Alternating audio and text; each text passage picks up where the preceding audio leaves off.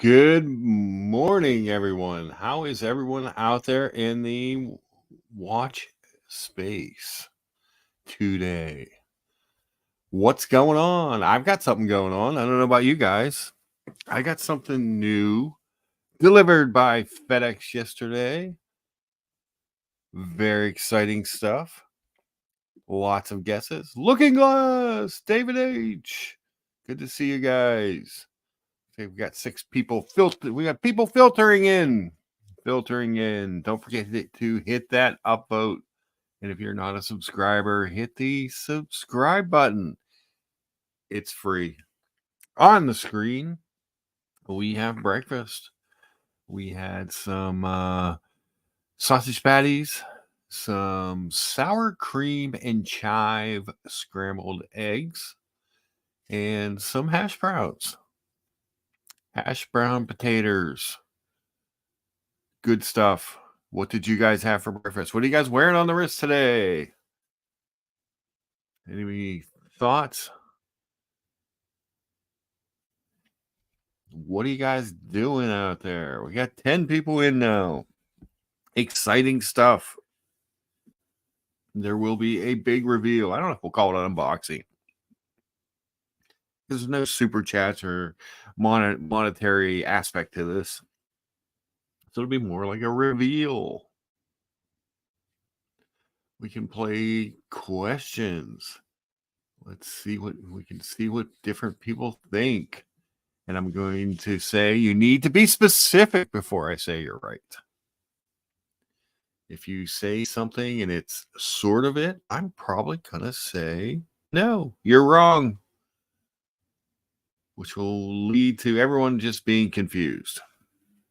I have talked about a number of watches. Looking Glass is still wearing his Explorer 2. I'm telling you, that is a great watch. The Explorer 2, whether it be here, Tim Stream, Community Stream, other people's shows, when they say, what watch do you regret giving up, trading in, selling? 9 times out of 10, it seems like it is the Explorer 2. It is. So many people miss that watch when it leaves their collection. And it just seems to be a great watch. Great all-rounder. You know, you can take it anywhere. It's got enough, 100 meters water resistance. So, I mean, you can definitely swim in it. It's got a GMT hand. It's both can be worn rugged or, kind of, I don't know about dress watch, but at least you can wear it in a, the way people dress up these days, because it's not that much. The Explorer 2, great watch. David H., what do you got on the wrist today? Who else is out there? Talk to me, people. Let's see what we got going on. We need to know what you guys are doing. What's going on? Did anyone see my clues on Instagram as to the nature of the beast that I picked up? David, very nice, David. David H. wearing the BC Traditional today. Vacheron Constantine. The Iron Cross, or the Maltese Cross, I guess. The Maltese Cross. Very cool. Very, very cool. Beautiful watch. So I figure what we'll do while we're waiting for a few more people to see if anybody else pops in. The calipers did say 43 millimeters Looking Glass. That means it is a Lucha size, full size, men's size watch. Yes, it is true. It's also, the caliper said something else. Said a few other things, but the one, they said 53.5. What is 53.5? That's the lug to lug. The lug to lug is long. It's a long watch. Gorilla Time. What's happening, mate? How are you, sir? Always good to see Gorilla Time. So it is a big ish watch. I don't know if I consider it huge, but it's definitely a mark size watch. Lucha would like it because it's size. Johnson EDC says, good morning, all. Let's go. So you guys let me know what's on the wrist and any. I guess what we'll do is we'll ask some questions to start. Don't be brand specific. There's no money involved here, so let's try and make it fun. Don't be like brand and model specific. Ask some questions about watches, like what, that could lead people to get clues as to what it is. We know it's a big watch. And we know that I've talked about a number of watches since I started doing this show and before on the community. So is it one of those? Is it not? Did I go with the obvious selection? Did I go with something different? Did I get a Rolex? Did I get a Omega? Did I get that Vertex I'm always looking at? How about that Aqua Timer I'm always gushing about? The Polaris I looked at. There's been a number of watches I looked at. There have been a number. Gorilla Time says IWC Pilot. He. Ooh. No, we're not supposed to guess the watch. We're supposed to ask questions about what it is as far as material and stuff. I just wanted to pull this out. So we're talking about watch regrets. And when I got back was this one. We talk about this every week, I think, just because it's a great watch. You don't see it very often. I like a lot of the features on the new version, but I think overall I like this one better. I like the thighs better. I like the bracelet better. Oh, the crowns. That is my Longines Legend Diver shiny watch. I do love a shiny watch. So Orko says, is it a pilot's watch? Good question. It is indeed a Flieger. Yes, it is. So what does that mean? That means I did not get some other stuff. Is it over 100 meters waterproof? It is not. This watch is the anti-Lucha watch in many ways, not in size, but in a lot of ways, it's a little different. Looking Glass says, is it a diver? No, it is indeed a Flieger watch. And again, before I reveal, we're going to have to be pretty specific on what it is. Because it could be anything. I don't want to just throw it out there to the universe. We need to know. We've got questions. Gorilla Time. It is not a rubber strap. No to the rubber strap.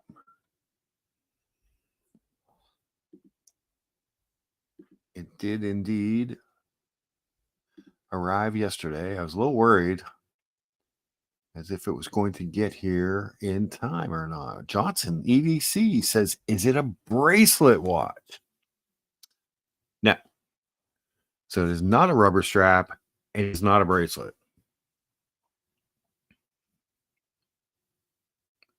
Have I had a strap like this before? I had a similar strap on a watch like this. So in the past, so we've been talking about the market. Was it on when you cooked this breakfast? Yes, it was. Yeah, I've been wearing it since I got it. I kind of fell asleep last night during the game with it on. In case George Voorhees is listening, this is the closest to a 49ers shirt that I have. So sorry to the Packers fans. The Packers, I think, lost the game in the first half on 4th and 1 when they did not convert. They rushed to try to do the tush push, which everyone knows only Philadelphia can do the tush push. They rushed up the line of scrimmage. They did not play. They were gashing them in the run game, and they ran the tush push and did not get the 4th and 1. And I think that's where they lost the game. When they missed the field goal in the 4th to go up by 7, that's when I was like, oh, the Packers are going to lose, because that's always, it just seems to be the narrative when you miss that field goal. Johnson says they got a shitty spot. I don't know that he got a shitty spot on that play. Maybe the play before he got a little bit of a shitty spot. The drop pick 6 was huge too. Yeah, you have to catch that ball. He threw it right into his chest. But it's just, hit him in the worst possible place, his hands. There were a number of opportunities for them to win that game, and they did not capitalize. It was hard. I didn't have a rooting interest, but I know a lot of Packer fans. So I felt bad for them. That's why he's on defense. Yes, it is. Yes, it is indeed. It was. But I thought when they didn't get that 4th and 1 and they came out of that drive with no points, that was pretty huge. Normally the deeper you get into the playoffs, the tighter the games can become. Until the Super Bowl, for some reason, there is a huge gap in some of these Super Bowls as far as blowouts. But in the playoffs, it's actually your best football, and the deeper you go, the tighter the games get. And when you don't capitalize on those things, such as 4th and 1 deep in enemy territory, a pick 6, a late missed field goal to go up by a touchdown, it's big. She is a huge Packers fan. Was she wearing her green shades Omega while watching that? I don't know. Scotty H says he hates the Packers. Go Bears! Scotty H is a Bears fan. I don't know about bears, but I do know about a thing or two about a gorilla. George, how are you? Hey, I'm well. Morning. Good morning, sir. What's happening out your way? Just gonna steadily get into in about an hour's time, an hour and a half's time, my soccer game, and chill out a bit before heading into a midnight film, and then having a sleep for tomorrow. Listen, well, there you go. Is this on a? Is this on a mesh strap? It is not a mesh strap. So it's not rubber. It's not a bracelet. It's not mesh. It leaves us a few options. Wow. Okay, I don't want to come out and say outright what I think it is, but we'll leave the suspense there. Is this what kind of strap do you think it is? It can only be a NATO. No, it is not a NATO. No, it's not a rubber. It's not a NATO. You guys are missing something. It's not on a bracelet. Nope. This must be some sort of Casio. Oh no, I would never do this sort of like reveal for a Casio. I would just say, "Hey, I got a new G-Shock." But there's nothing else. There's nothing else left. If it's what else possibly can it be? Wow. Jeez. I mean, so Johnson actually he's got part of it right with the leather. We left out leather. Oh yeah, we forgot about leather. We left out leather. Yes. So I'll give you a little clue. It's sort of like a hybrid nobody of really like a sailcloth and leather. Yeah, who would think that I would buy a leather watch? Oh man. And this has been on your radar, or is it an unexpected choice that you've made?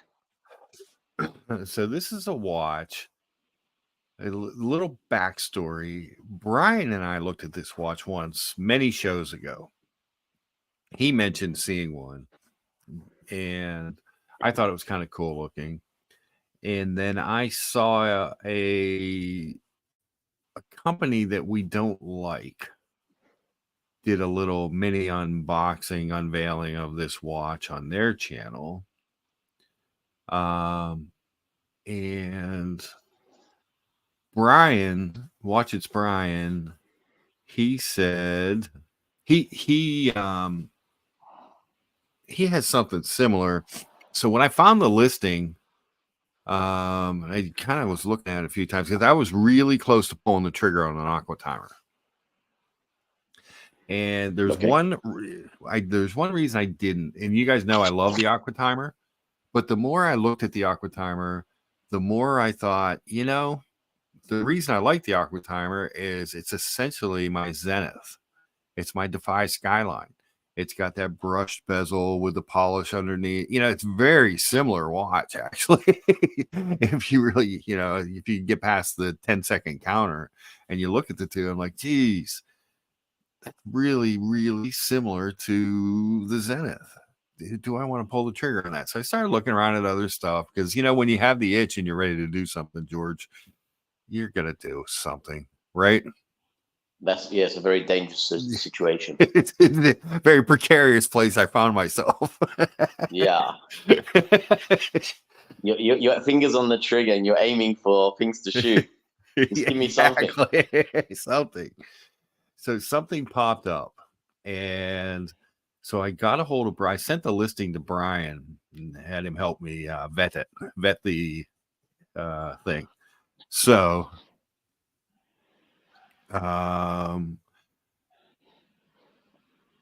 there are so he did a lot of help. He was a lot of help. Brian's great. So it was part of the reason I had him help me vet it was it was fairly cheap, and then I even got it a little bit cheaper. So were you unsure about the quality of it and you brought Brian in? I didn't know the seller. Okay. You know what I mean? It wasn't somebody I had done business with or even heard of anybody doing business with. So I was like, what does that, like, you know what I mean? And it was a little cheap. And I'm like, well, what does this mean? So I enlisted, and I recommend this to everyone. One of the great things about this show, the Watch Community, Tim Show, people will help you. If you have questions or you know what I mean? There's always somebody willing to say, here's Brian in the middle of moving, says, goes out and, I get all these, he gets me all this information on the seller of the watch. The last thing he wrote was, it's legit. I was like, all right. And I know it's legit because I'm positive it's legit because I registered it with the manufacturer and they boom right through. So that's cool. No, the community, cool. Our community in general is good because you have to reach out. Nobody's an expert. You'll find that there's specific people in the community that are more experienced in this specific field, this specific brand, with this specific gray market guy, not a YouTuber. Exactly. And you can reach out and they'll be more than happy to help. That's what it's there for, guys. Reach out. Stephen L says, does it have more than 3 hands? It does, indeed. It does. Evan G says, so for your hints on Instagram, the first photo that showed up was 53 millimeter photo, and there are jokes that can be made. Yes. Yes, there are. You could look at that many different ways, but we're looking at it in watch, the diameter of the watch. So it is over 50. It is 53. 53 was the lug to lug. I'm sorry, 53 and a half. I think it's the lug to lug. So it's a big watch. So my biggest, I'm not counting my like Oris, Independence, Casios, that type of thing. My biggest regular watch is a 52 lug to lug. That's the Legend Diver. So this is actually 1.5 millimeters larger. Let's see. Looking Glass says it's so hard to find new high power from FN and stainless. May I ask a question? Absolutely.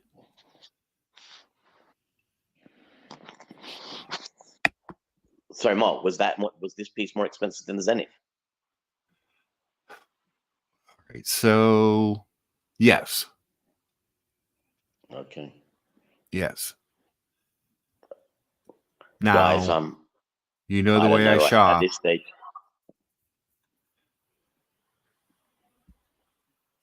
This is another like the Zenith, something that was purchased, and if it was worn twice, I'd be shocked because you can really tell on the underside of the leather band.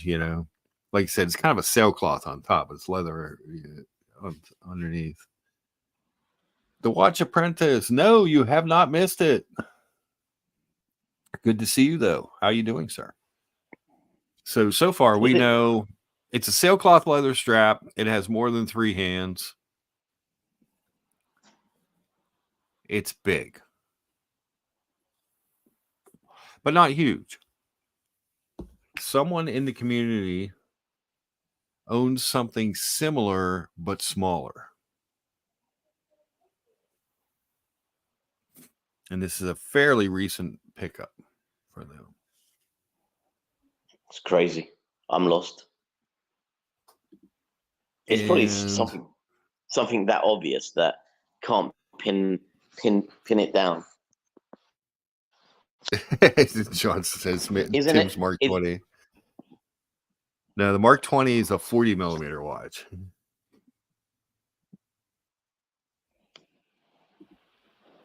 This is a little over 43. I think they listed at 43.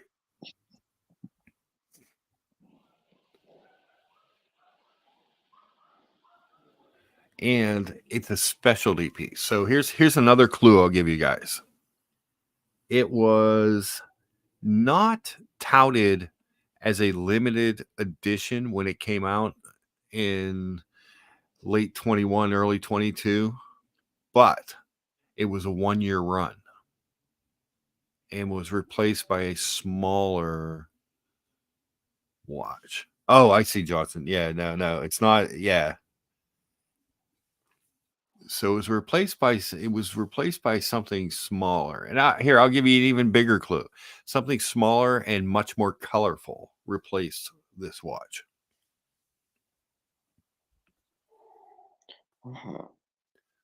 Uh-huh. And it's not a micro brand. It's a brand. I can't say the brands because I don't want to give anything away.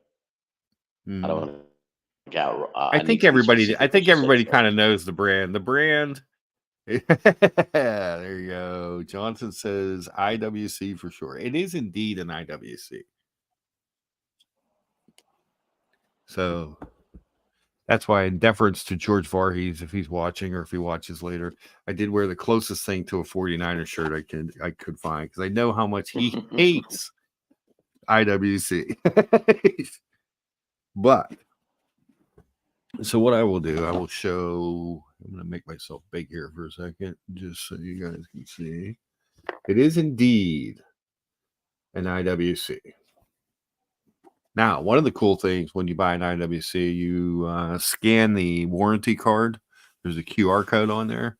It takes you right to your watch, lets you know it's authentic, and make sure that the warranty has been extended. The warranty on this is good till 2030.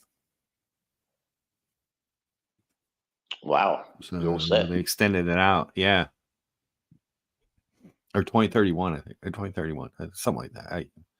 But yeah, so the warning is Heaven G says, man, I'm just not super familiar with IWC's lineup. George, I'm wearing your colors. George says he unliked and unsubscribed. George, jump on. Let's have some fun.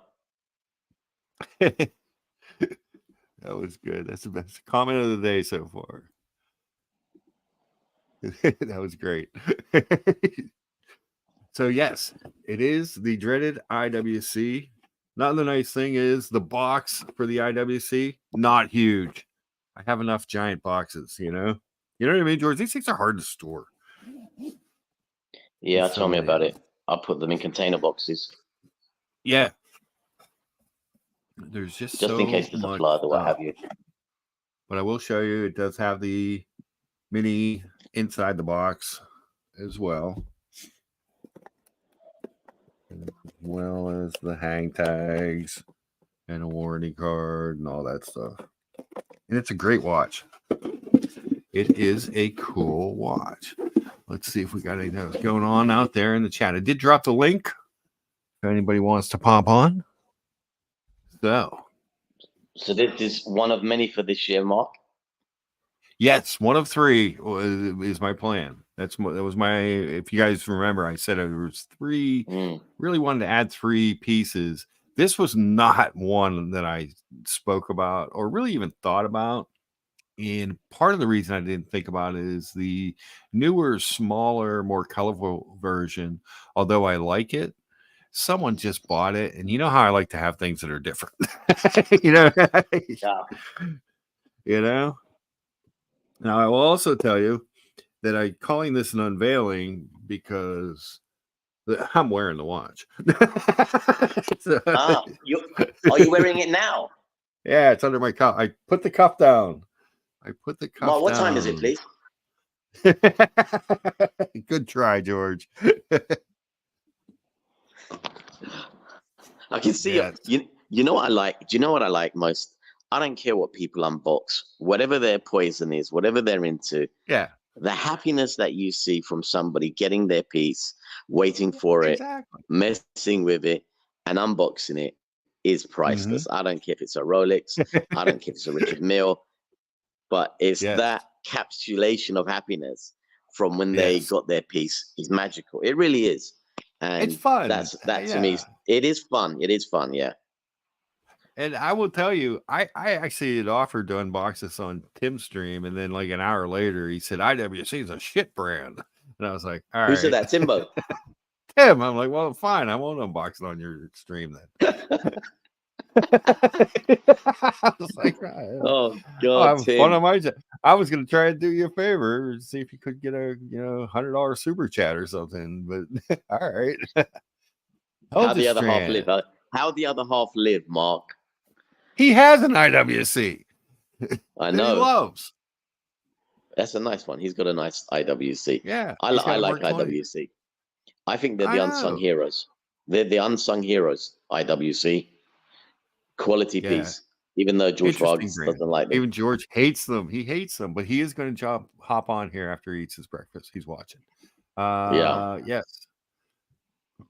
The artifact, you did not miss it. It is still under the sleeve. Halastrand raised a good question. Yeah, you know what he did? It is, in fact, associated with F1 Motorsport.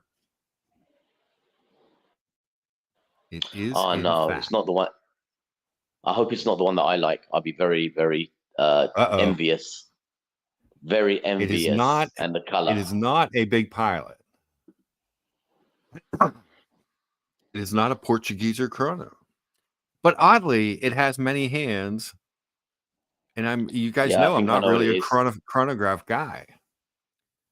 It's stealthy. It's a very stealthy watch. The new version of this watch is very colorful. And like I said, is this the Lewis Hamilton piece? I don't think it is. I mean, it didn't say Lewis Hamilton anywhere. But it's associated. I think it's the one that Lewis Hamilton wears in a blue. But you might have got the black one. Blue. No, but you've probably got the black one. Yeah. So here's the interesting thing. I don't know that you can qualify color on this watch. That's another big clue. It is not the Patronus. All right. I will tell you, it is not the Patronus, but it's so first of all, in different lights, it's totally different colors. But I don't know that the dial would be considered more color specific or material specific.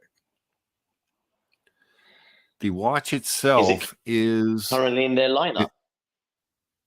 No, that's what I said. They ran it 1 year and then they replaced it with the Patronus, the blue and the pink, the Miami F1 dials. Yes, so it was the kind of prototype before the Patronus. Yes, but bigger. And I know it. Yeah, if you got what I think you got, that is an awesome piece. Yeah, I don't know. I don't know what they call it. What they called it back in the day, but I think that if it's what I think it is, that is a really different, awesome piece. Because when you buy IWC, most of the people go to Big Pilot, etc., etc. But I think this is like under the radar. This is really unique. I think, and the deal I got on it was amazing. All right, you guys. So you guys ready? How many people we got? We got 24 people watching. Keep guessing. Come on, guys. What do you think? So I will tell you the watch itself, grade 5 titanium watch. Yeah, I think it's that one pre Patronus that they did before they marketed the hell out of the F11. It's titanium. It's even better, Mark. I think you've got a home dinger winger chicken dinner. Let's see. So Dear Artifact says, my New Year's resolution will be to either get the 321 this year or be blacklisted by Omega.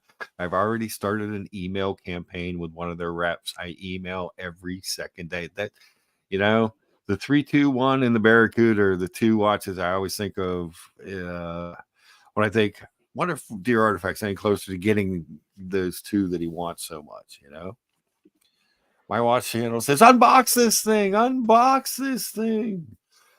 Hey, look, there it was. Did you guys see it? I coughed. All right, I'm going to take Everybody rewind. Everybody rewind. So, I will do... Oh! What's that? Excuse me.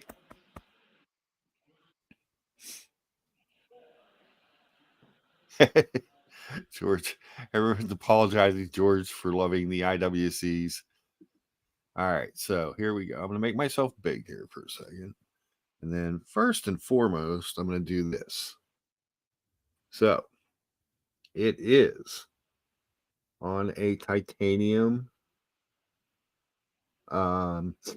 deployment.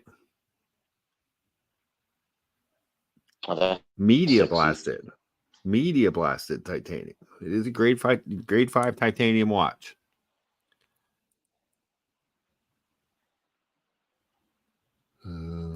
There's your case side. So it is 53.5 lug to lug.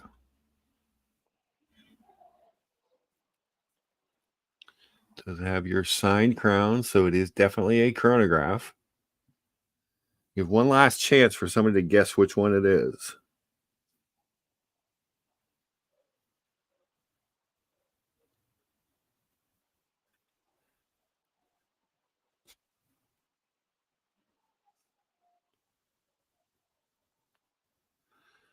Stephen L. Pretty close. I'm gonna give it to you when you said Mercedes. Because what it was a 1-year run before they came out with these new Patronus models of the carbon fiber dial 43 millimeter pilot's chronograph. Boom. Oh, that's nice. Hard to see the carbon fiber. So that to me, that's like a Patronus. But so it has the smoke. Yeah, it's bigger. It has the smoke back with the AMG on the back. I'm gonna actually put a couple pictures on Instagram while we're talking so you guys can see it better. But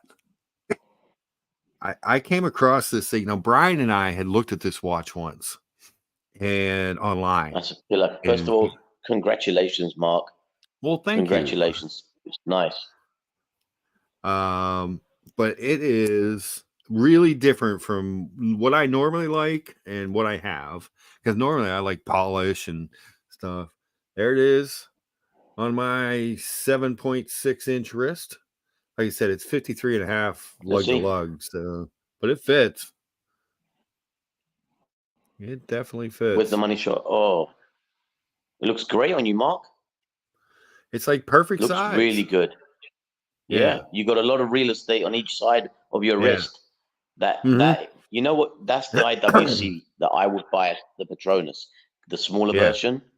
And well, Brian just got one, and that's why when I was looking at those, I was like, "Oh, Brian just got one of these, though. I don't know if I just want to double up." You know what I'm saying? Like, you know, because. But when I came across this, we had talked about this before. He liked the newer one because it was smaller, same movement, more gay. It was more gay. Let's face it. Yeah. Now that's a man's one. Tell him you bought the man's version, not the girl's version. Yes, I got the can guys. Can you change the dudes straps? one. Do they offer different straps? It's well because it's a deployant. I'm not sure. I was looking around on the website and I could only find in the because this one has a 21 millimeter lugs, and I think Brian's is either 20 or 22. So I'm not sure if you can or not. I want to. I had it there for a second. It's hard to see. It changes in light. See, you can see the carbon fiber at that angle. Uh-oh, I'm about to get yelled at. Speaking of people yelling at me, hi George. Mark, good morning. GT, good morning. Morning, George. Mark, what a treasure of a watch you just got. Now you can do one thing. What's that? As every nice piece of treasure, go out to the backyard and bury that thing. Bury it. Yes, bury it. I was waiting for the punchline. I was just waiting for the punchline. I'm like, where? I know it's coming. It's coming. Well, at least I didn't say go out and burn it. So yes, it's true. It's true. Look, congratulations. That is a nice watch. I have to admit. I do. You know, my issue with IWC is not the watch itself, but it was my experience at the AD. I remember you saying that. That's what it was. So kind of like Brian's experience with Omega. Why he likes the brand, but he hates the experience, the people. Right. Yes. But it goes that wouldn't fit well on my wrist, but I think on your wrist, Mark, it's a killer, and I love the titanium. It's perfect. Yeah, it fits perfect. It's really light. It's really different because so many, the Patronus has become so popular with the colors and everything that this is a little stealthier because it normally just kind of looks almost like a flat gray until you look at it in certain lights, and it changes. The whole thing changes. The look of it just becomes gray and or I'm going to pull up a picture here so you guys can see in how it really looks in the carbon fiber. Boom. There you go. So here it's a little more muted carbon fiber. And like I said, it's kind of stealthy because it doesn't, you know what I mean? Like most of my watches have a lot, somewhere on them at least is some really high polished areas. So it's really different. It's a chronograph, which is really different for me. It's almost an artifact. Speaking of dear artifact, how are you, sir? Good gentlemen. Mark, congratulations. Good morning. Good morning, Beautiful dear watch. artifact. Good morning. Both of the Georges and Mark. What a great panel. Look at that. And dear artifact. And dear artifact, exactly. Mark, congratulations. This is a beautiful watch. Why, thank you. I just thought there was just something about it. Here's a picture where you see like in certain light where the carbon fiber really pops. Yeah. And then other times it looks almost like a matte gray, at certain angles and certain light. Really stealthy. Oof. I love titanium. I think it should be used more. And obviously Rolex has just come out with a titanium watch, and I think that we're going to see them use it more. But I just like the color of titanium. Yeah. And it's pretty light, Mark, right? It's really light. Yeah. Yeah, it's really light. It's got the exhibition. It's got the smoked. I don't know if I didn't take a picture of it, but let me see if I can make you see if I can Still working. Next week or the week after, I'll have my new studio set up. But the glass, the AMG on the glass, it's smoked. Mm-hmm. So another couple cool things about this watch is it's a column wheel chronograph, but it does not have a vertical clutch. It has an oscillating pinion, which is something that you normally find on really high-end watches. So the chronograph engages without a hop. Like when you engage the thing just starts going, and it doesn't. Sometimes you get that little hop in the second hand on a chronograph. Do you guys know what I'm talking about? Like the first second it goes, it kind of like pops up and over. Yeah. That's the vertical clutch. The oscillating pinion just makes this thing just go. So oscillating pinion is something you find on like Journes and stuff like that. It's a little bit higher end watchmaking piece. Yeah, Evan says it's from the cam lever chromes, but James has said it's an AMG edition. That's what I want. It's come to the right place for carbon fiber. Yes. I mean, you're as a car guy, you love your carbon fiber, so all good. Chrysler was owned by Daimler-Benz for how long? For over a decade. I technically worked for Daimler-Benz. So Mark, this only ran for a year. Yeah, so they came out with this, and they had like a small launch, and they had some of the F1 people, and they did. You can find very little information about it online actually, because it was out, and then it was replaced with the 40. Was it 41 or 40 in the new one, in the Miami colored edition, and they, instead of just AMG, they marked those ones Petronas AMG. And they went with that matte black dial with the teal markings. Okay.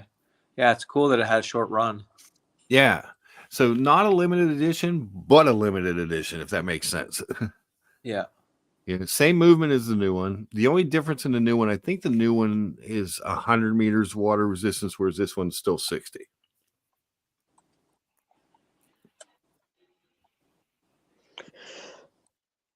But the new one doesn't have a deployant. It's a pin buckle.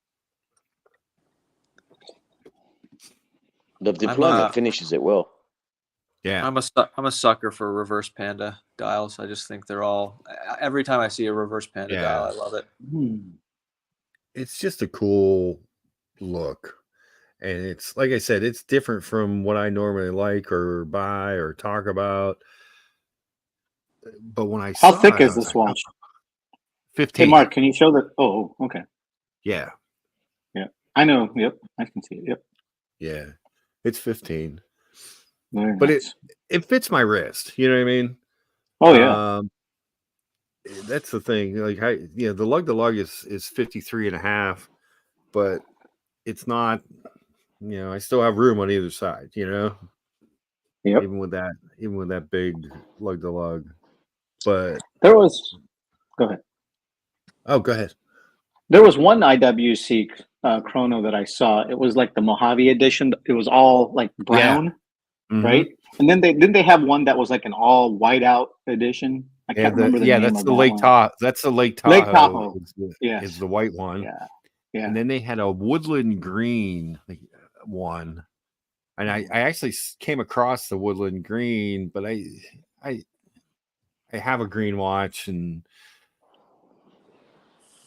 I was just like, I'm not so sure, but I saw the pictures of it. I like I said, Brian had shown me a listing on one of these a month or two ago, probably 2 months ago, because it was before he bought his. And I was like, oh, that's really cool looking. That car, I didn't think I would like a carbon fiber dial, but it's the picture he showed. I was like, that's kind of neat looking. And we went and we talked about it real briefly, but after that, the IWCs I talked about were just either the Mark 20 or the Aqua Timer. And I was just about to pull the trigger on the Aqua Timer. I really was. excuse me. And I looked at it and I'm like, it looks so much like my Zenith, the way it's polished, I mean, it really did. And I was like, maybe it's not, maybe I just like it because it reminds me of something I like that I have, So that's when I started looking around. But now I'm it's almost like being pot committed in a poker game. Now I'm like, I'm ready to buy something. So I'm like, so when I came across this and I got a hold of Brian and Brian was awesome, helped me out a lot. And with information and stuff on the seller and his reputation and the watch and all the stuff, I was just like, yeah. And then at one point Brian's like, okay, so we'd gone on a little bit and he's like, maybe if you made an offer of this, see what he comes back with. And I'm like, well, I just bought it for this price. I was like,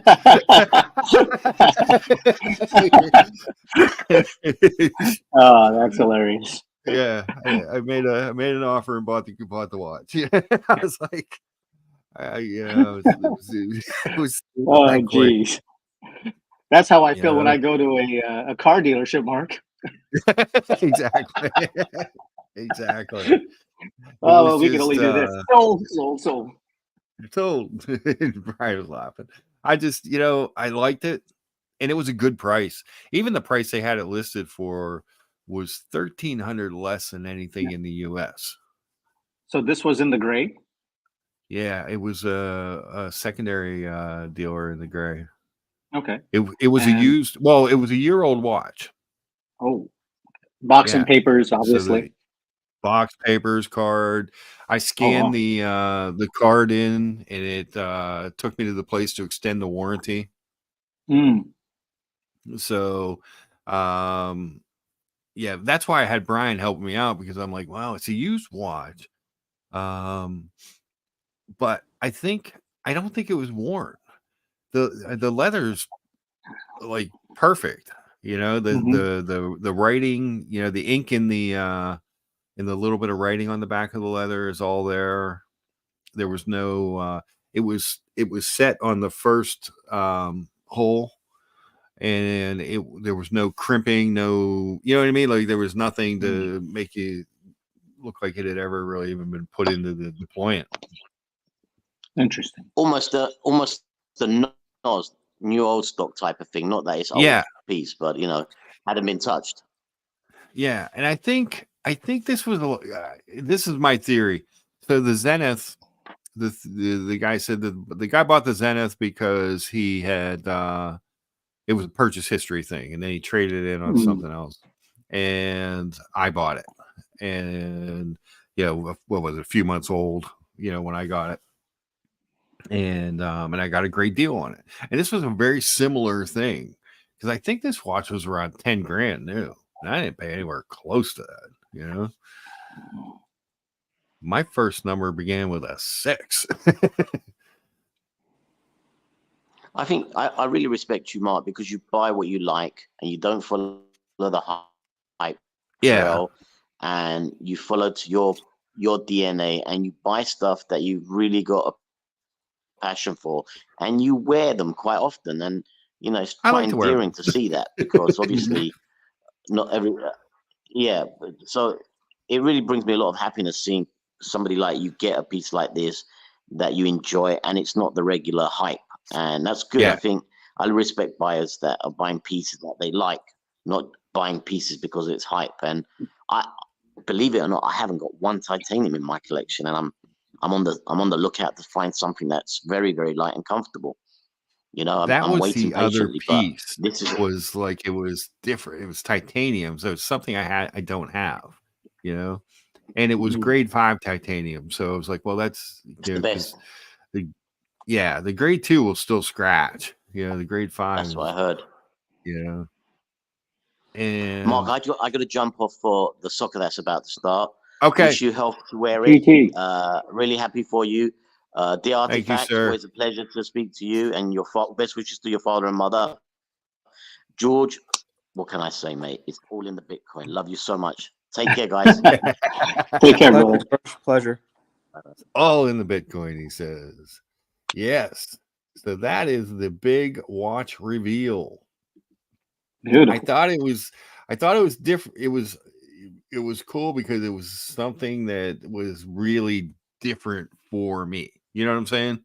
Like, I'm not really a chronograph guy. I'm not I never really talked about titanium. I normally like a real high polish pieces on my watch, parts on my watch. So it was kind of different, out of my box a little bit. But the one thing about buying a brand that I'm not really familiar with is because where I live, I don't have access to a lot of like major brands. Is I hate to buy something and not try it on first. And that's like what's preventing me from getting into a lot of brands, because not every 40 millimeter or 42 millimeter fits the same. They don't all fit the same. No. And you buy it, and then all of a sudden you take it home and you have like remorse, and it's like, oh, this doesn't look right. I had tried on a 43 millimeter Pilot's chronograph. So 43, I think, is where they stop, is the end of where they call them Pilot's chronographs. And then the size is bigger than that. They call the big Pilots in IWC. And so over the summer, I had actually tried on a 43. So I knew it would fit. You know what I mean? I'm like, it's if it's not the exact same specs, it was a stainless. I was like, if it's not the exact same specs, it's got to be really close, and I figured, I'm like, well, it's not like an odd shaped watch. It doesn't have odd shaped lugs. They are long lugs, but I know that my wrist will support that size of a lug.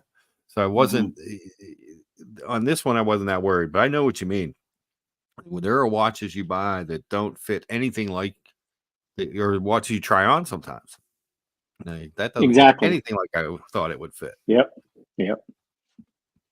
So you do have to be careful. And I did the deal through Chrono 24. So I had three options: their website, eBay, or Chrono 24 for this watch through them. And so 1 second, Mark. You bought this through Chrono 24? Yes. Okay. Yeah, I did it through Chrono 24, and the reason I did that was the escrow and the 24. You know what I mean? I was that way I could, Can you do me a favor? I've never purchased anything through Chrono 24. Can you like walk me through like how you do this? Dude, it was so easy. I had bought like a cheap watch through them once, maybe a year ago. But basically, they had a offer button, on Chrono 24, and then I just popped in there and made it, clicked in an offer, and it wasn't as low as Brian had after I'd bought the watch told me to go, but they accepted the offer, and I submitted the payment. The payment goes into an escrow with Chrono 24. It's held until you click that you have delivery of the watch and that you're satisfied, and boom. It was really easy. The seller shipped the watch directly to me. In fact, I had him send it to the dealership because I knew I'd be at work. And it just, I bought the watch Thursday night, and I had it Saturday morning. Mark, my kids are coming in from playing. I just wanted to jump on. Congratulations. Really beautiful. Oh, thank you, sir. Always a pleasure. Your artifact. George, same to you. Always a pleasure. Always a pleasure. Your artifact. Thanks for popping on. Appreciate it. Say hello to Mom and Dad for me as well. Yes, absolutely. Tell Dad I got a father artifact size watch. I'll do that. Cheers, guys. Cheers. See ya. MJ's in the house. He says, "Happy Sunday, all. Huge congratulations, Lucha. IWC holds a special place in my heart. F.A. Jones, founder, was born and raised in New Hampshire and spent a lot of time in Boston. Beautiful watch. Congrats." Thank you, sir. Thank you. Like I said, I liked it. It was different. It was cool. He's chatting away over there. Yes, whole milk. This is my new watch. Boom. But and different from everything else. He says, I knew that. I told Brian, I said, not everyone will be happy with this choice, but everyone will be happy I did not pick up the Aqua Timer. Jeez. No one liked the Aqua Timer idea. Now, this is this an annual calendar as well, or no? No, I think it's just a monthly calendar. Oh, okay, monthly calendar. Okay. Yeah, it's a date. I believe it's just a monthly calendar, and it's a quick set. So flip back and forth, the hacking seconds. Like you said, it's cool. It's just different, different for me, and just made me, when Brian said, when I got back, I'm like, well, Brian had just bought that IWC, and I know he buys a lot of things around and knows a lot of, even through his pipe people that are watch people, he has a pretty good online map of people he can talk to and stuff, and he buys a lot on eBay, and this guy had an eBay presence, so he was, when he said go, it would be a go for him. I was like, all right, that's what I needed. That little bit of a second opinion, Yes, James Hess drives past the IWC factory a couple times a week, I think he said. So just past, he said, just past IWC a couple hours ago, was thinking of you. So James, Mark, can you? Yeah, go ahead. Can you pull up the IWC website real quick? Yeah. Let's just take a look through their catalog. Mm-hmm. What do we want to look at? Pilot's watches? Sure. Let's start with the pilot. I had believe it or not, you know what? Many years ago, I had an IWC. I had a Portugueser. Oh yeah, those are great watches. I had one. So I can't say I really hate the brand because now I'm confessing. I'm confessing my sins. Yes. Hey, congrats last night. Wow. Oh my God. They did not make it easy on you, did they? God, what a disaster. Purdy it scares me, Yeah.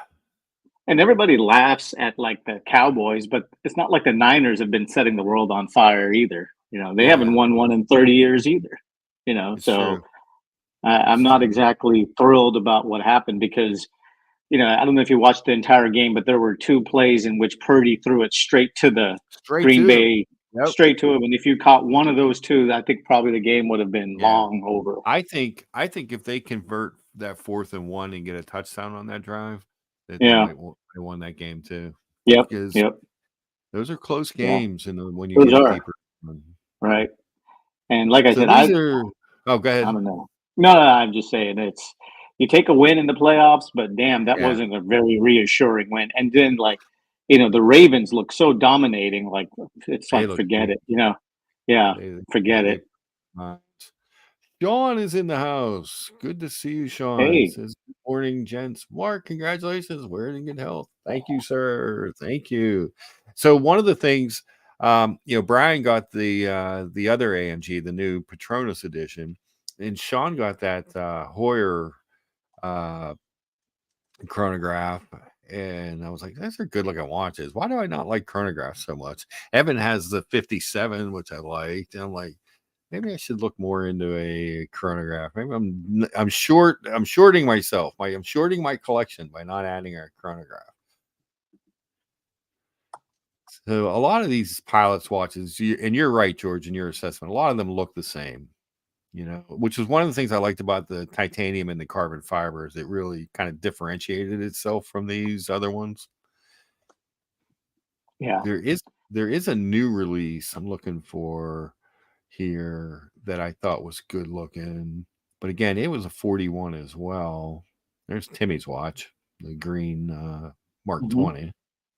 I like the crown on that much better than I did the big pilot. Yeah, I'm glad it doesn't have that big onion crown. Yeah. Like these ones. Exactly. Yeah, and I don't know how those cannot be gouging your wrist when you're wearing. They have to be, especially this. They have 43 and up. It has to be. Right. It has to be a big thing. There was I'm trying to find it. There was a new release. Here's the Tahoe. This is the white one, the Lake Tahoe that you were talking about. I do like that watch though. Yeah, that's good looking I watch. do like that watch. It is. I saw that watch at the IWC boutique in New York at Wembley. It wasn't the boutique; it was at Wembley, and it's gorgeous in person. It's a pretty. It does watch. look really nice. It looks there's like a sleek design to it. You know what I'm saying? Yeah. Like either like when you're buying one of these watches, I think you get like the all black and black. You get the gray like you have, or you get the white out. You know, it just looks sleek. Something that just makes it look. Yeah, exactly. And the other one that I kind of liked was this is just released, and I guess it's hard to get. And I could not, this would be a secondary purchase because 11.7 for this watch just seems insane. This is another new release AMG, but what they did is they put the ceramic bezel on the outside of this one. There's the back, the same back as mine, but a little bit more polish. It's got the bracelet is the new Angenieur bracelet, but they put the kind of like a Daytona looking bezel on it with a tachometer. I thought that was decent looking, but 11.7 seemed extreme for that watch, Chase over at Nashville Watch has your same watch, but it's the woodland green. Yes, I saw it. Did you see that? Yep, I looked at it. I considered it, and I like your watch a lot more than I like that green looking thing. That's the word I came down to. Exactly. At least you could wear yours every day. I don't know about the color green, and I love colors, but I'm not exactly certain about the entire. So my Aquaterra has a green dial, which is fine, but the rest of the watch is stainless and it's brushed and polished, and so it doesn't come off as a green watch. You know what I mean? Right. Whereas that one comes off as a green watch. It does. It does. Yeah, so and the Mojave Desert. Yeah, I like. I like the Mojave too. That's good looking, and that's got the it's not the chronograph, just the big seconds. $16,000. Yeah, is that crazy? Would you? Oh, I would never pay for that. Yeah. Holy smoke! And I think the Woodland one was it was 11.7 too retail. Chase had a good deal on his. It was a good price. I can't remember what it was, but it was a good price on it. I think it was like $8,000. But even still, I think you got a better deal if yours is like lower than that. That's much better. Here. I ended up they took my offer of 63. I had to pay tax on it, sure. But because I went through Chrono 24, but I thought that was a steal. That is a steal. I was looking at the other ones, the ones in Europe and Japan and Hong Kong are all in the 8s and 9s are asking for them. The other ones, the next cheapest ones in the US were closer to 8. One in the UK was, and I don't know what this translates to in dollars, but it was BQ Watches had one for $79.50 or something, or £79.85. That's about $9,600. Yeah, there you go. So I was like, that's why I one of the reasons I reached out to Brian, because I knew he had familiarity with the brand and people and eBay. I'm like, what do you? It seems at $7,000 it seemed inexpensive, right? Yeah, I'm like, so, but this is what replaced this watch, maybe. Oh, there it is. So this is the replacement for this watch. Is the Petronas Formula One team, so they went from just the AMG, they added the extra logo for Petronas and stuff on the back, but it's the same movement. And this is for the F1 race in Malaysia, right? Okay. This is Miami, I think. I think these were the Miami colors. No, the Petronas isn't that. Petronas is one of the sponsors in Malaysia. right? Yeah, but they're one of the that's a big oil company, right? Yeah. They're one of the sponsors for the Mercedes F1 team. Yeah. Because I remember going to Malaysia, Kuala Lumpur, and the Petronas Towers for a period of time were like the tallest structures in the world. Yeah. So the other stuff in their catalog, I won't make you guys look at the Aqua Timer again since I've made you look at it way too much. You said the Portuguese are, right? Mm-hmm. These are beautiful watches. Yep. I think mine was like a rose gold with the blue dial on a leather strap. Yeah. Yeah. These are beautiful dress chronographs. And I bought it from Chase a long time ago, and I paid little to nothing. Yeah. So here's gold. I can't tell if it's rose gold. Or maybe it's not gold. Maybe is that bronze? No, it's gold. It's gotta be gold. Yeah, 19.2. Here's the gold with the blue. But they make beautiful watches. They do. But I think they could streamline like some of their models. You know what I'm saying? I think they just have way too much. Way too much. It's almost like let's throw all this on a wall and see what sticks and see how much we can get for them, and you know. Dropping the link for anybody else wants to jump on as well. But yeah, so it's like Omega. It's the same way. I look at the Omega catalog and I'm like, wow, there are so many variations of these watches. Exactly. And it's confusing. It is very confusing. Because I really liked, I showed on the show a couple weeks ago that what was it? A Planet Ocean chronograph. It was a 45 and a half. It was 45.5 millimeter watch. It was a big watch. And I really like that watch, but there's so many different versions of it, and all of them have some sort of orange in them. And I'm like, I'm not crazy about all that orange, Yeah. But just in case anybody's just popping in, there is a good picture of the watch that I picked up. It is the 2022 single year run of the IWC Pilots Chronograph AMG edition in grade 5 titanium with a carbon fiber dial. And it's different, and it's kind of quirky like me. It's like my other watches. I like, George, I like those different and quirky things. Sure. They're just like a little off. That's okay. I've been known to like the same stuff. Variety is the spice of life, right? I agree. You buy what you like, enjoy it, and then move on to another piece. You know what else?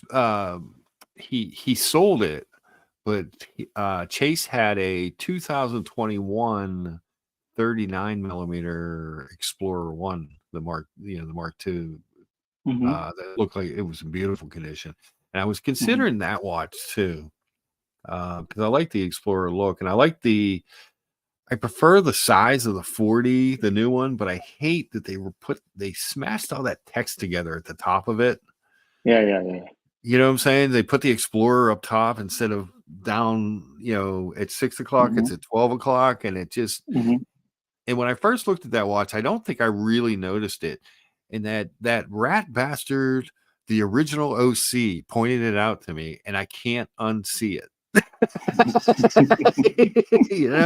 I just can't unsee it since he pointed it out. Yeah, he pointed. I was on a stream, and he's like, "Yeah, you know what I don't like about that?" And he said it, and I was like, "Oh no, it's there now. It's just there. I will look at that every time I look at the watch, and I will not be happy." But then somebody bought that one, and so I was like, "Shoot!" And he had another one. He had another Mark II, but it was a couple years older. And I was like, "Yeah." So then I started looking at the Aqua Timer again. And then my buddy Nick at Watchbox or 1916, whatever it's called now, who I got the Zenith from, they took in a chronograph Aqua Timer, which was beautiful. It was a 2023. It was a gorgeous watch. It was a couple months old, but it's so that one goes. So now you go from a 42 millimeter diver to a 44 millimeter chronograph, and it doesn't look as good. It's missing some of the stuff that the basic one has, some of the green highlights and stuff. It just didn't do it. You know what I mean? It was just a little bit different. Watch Apprentice says, just like your food mart. Yes, different. Dear Artifact says, watch streams are literally the worst thing for watch addicts like us. Pure enablement. It's true. Exactly. You know, it was one thing when we were all in the closet with watches, and now we're all out in the open, and it's even worse. It's just gotten worse. Yeah. So I have an interesting story to tell you. The other day, I got a phone call from a good friend of mine, and he's like, "Okay, you know, I really want to step up my game, and I want to get a solid gold Rolex." And I said, "Okay, well, what are you looking at?" And he said, "Well, I want to get something like in the gray." And he said, "I want to get the most bang for the buck." Right. Okay. And so we went over a few things, and I told him, and correct, this is my opinion, I really think the best value in the market is the new white gold Submariner. Yeah, that's you know what I'm saying? Because you could get, I saw one on Nashville Watch, and it's like $33,000 for a 2021 or 2022. That is like, you know, about 20%, I think, below MSRP. And there was also I think it was there was another one with the white gold blue dial what is it? I'm drawing a blank. I can't. The bluesy. I gotta look. Or I think it's the sub, right? Yeah. One was the sub. Let me see. What was the other one? Let me take. I can't remember. What do they call the white gold? They have a nickname. Yeah, it's like the Pepsi, but gosh, let me see if I can look it up. But it's so. Anyways, he's seriously contemplating. Yeah, it's the white gold blue dial GMT Master 2 Pepsi. That's right. Yeah. That's right. Yeah. Yeah. So the white gold one has the blue dial. It's beautiful. Right. And I told him, I said, look, you know, when you're looking at those kind of prices, I mean, you're looking 30 to 35,000 for those. You're getting a pretty good deal, I think, at those values for a Rolex that's white gold, right? And so I think he's leaning towards the GMT Master to the white gold with the blue dial Pepsi. Yeah, it's a beautiful watch. Yeah, I owned that one for many years. You know, I owned that, and it was it's a really nice watch. It's stealth wealth is what I like to call it. It's really nice, and for the value, I think these days in the gray, I think that's a pretty good price. Yeah, I have to agree with that. That is a great. It's a great looking watch. So the blue dial just really pops on that watch. You know what I mean? Right. Like it just you know, in the white gold, like you said, it makes it a little bit stealthy. Right. Because, you know, everyone, you know, kind of assumes stainless steel when they see it at first, if they don't know what it is. That would be you know, it's just good. That's one of the things I liked about this was everything I have has so much high polish somewhere on it that this is really kind of, although bigger than all the other watches, really kind of stealthy. You know, this is one you wouldn't be afraid wearing, you know, anywhere because nobody's really going to know what it is. You know what I mean? Exactly. Yep. Logan Hall, he says Mark is a great chef. I made meatloaf last night, George. Would love to cook a meal for the community alongside it. Yes, we'll have to have a big community cook thing. We'll just get together and cook for everyone. I think what we should do is have like a community cook-off, like you said, you know, and some of us can like blind test all the food and give it. You just want to eat the food, George. Exactly. You know, like they have that Pitmasters. I don't know if you watched that TV show. Yeah, exactly. Yep. you know, Logan Hall, and there's a few others too. You know, we all get together somewhere and do a cook-off, and we do a blind taste test. You know, and Bruce That'd G. be kind of fun. It's funny you mentioned Sin came up in my feeds a lot this week, and I looked at quite a few of them.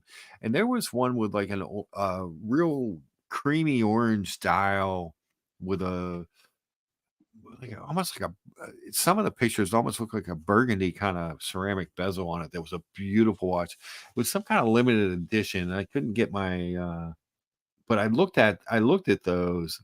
And owning a Zen is something I would like to do in my lifetime. If you get it, I think they make cool watches. And No Endless Time, he used to come on the community channel when I would host, and we would go through some of his Instagram stuff. And I just loved his Zen collection. Like he had amazing meteorite dials and Pateks and Langes and stuff like Rolex meteorite dials. And really cool stuff. But he also he lives near the Zen factory, and he has an amazing collection of Zen watches. Right. I was like, those are good looking pieces, That's the last thing we need is to be living next to a manufacturer. Oh my God, that would be terrible. What a disaster that would be, Like I'd be working security. Friends. I'd be like, look, I'll work security at nights after I'm done with my other job just to get store credit. Like I'm so jealous of like all of our friends who live in like Switzerland and those areas. Just the ability to access those watchmakers and just you could. I told my wife, I go, I said if there's like one trip you could just plan for me and just stay at home is.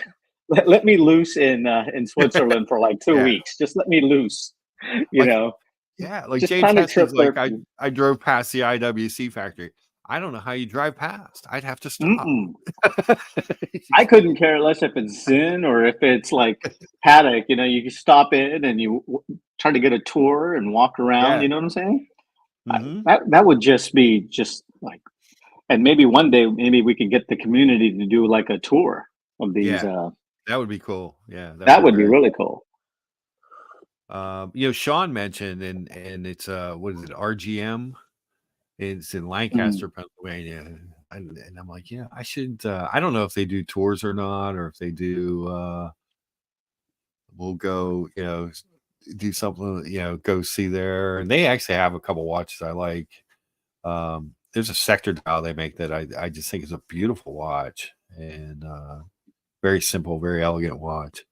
But curious about that too, because Lancaster is where Hamilton used to be. That was sort of like the heartbeat in a lot of ways of American watchmaking for a long time.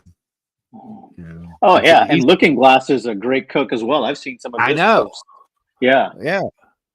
Any of you three, Logan, you, or Looking Glass can cook for me any day of the week. Do a shows how to put a meal together. Yes. Oh yeah, that'd be kind of cool. Something like that. Real quick, I don't know if you saw this on the Instagram there, George, but boom, meatloaf. Oh, that looks really good. So I had some mushrooms in the thing too. So yeah.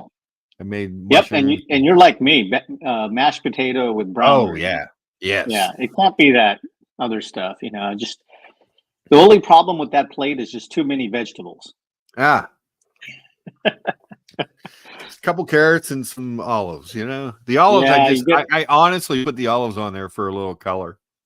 Yeah, you get rid of all that, then you've got a perfect plate. Oh, let's see. BW is exhausted this morning. He was called at 9 p.m. last night for work. It was on a conference call until 3 a.m. Oh, geez. I'm sorry to hear that. I wanted to ask BW if that was his Porsche on the Avatar. That's a nice looking Porsche. Yeah. I believe it is. And he's another one that has an amazing collection of watches. Speaking of amazing collection of watches, Sean. Hey, finally. It can't be me. It can't be me. You said amazing collection. It can't be me. George is already on. Come I don't on, know come where on. Cars is at. And then Boston, Well, I'm sure he's listening, so he should jump on. there Good are morning. levels. There are Good levels of morning. amazing collection. Yes, Yes. yes, Yeah. and yes. And my level is very low compared to some of the legends And, that we have. and So and let me tell you, in the levels of class, there's no one higher, in my opinion, than my good friend oh Sean. my There Just God, you pure go. George. class, pure Oh my class. God, He's one of those I'm gonna genuine, have to write you a true and big check. genuine guy. No, you don't Thank have you. to do nothing. You're too kind. I have to write you a big check. No. And for So those of you who've never met Sean, he's just as nice in person as he is on the streams.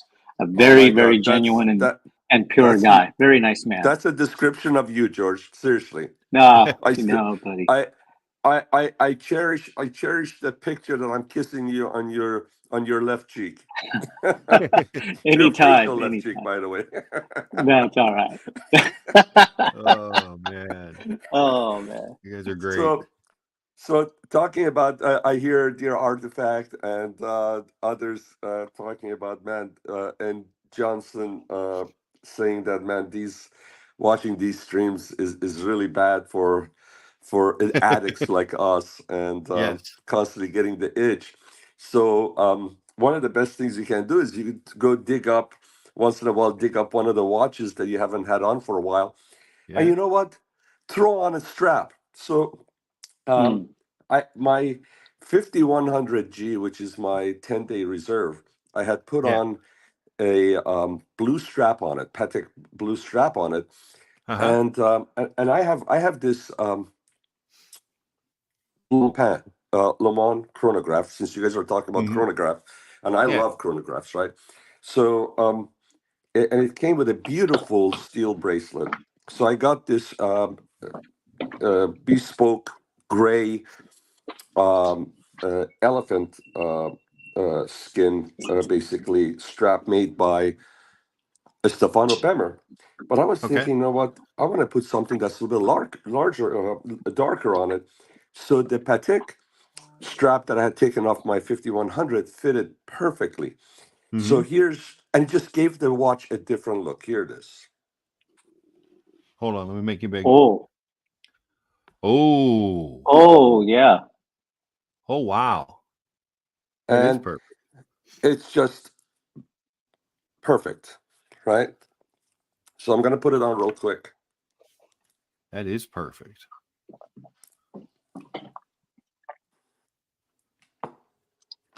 I think isn't that the regulator that he has there on the right and the Vacheron on the left? It's or the Roger Dubuis on the left? Yeah, these are my. I have an annual calendar, which is the Patek regulator, and then I have a Right. perpetual calendar. So those are the only two watches that I have on my winders. Let me see. Oh, that looks nice. And That looks is dressy. gorgeous. You can Very wear it nice. with a suit. And I love the faceted hour indices. Oh The yeah. light just reflects nicely off of it, It's and I gorgeous. love their applied logo on top. Mm-hmm.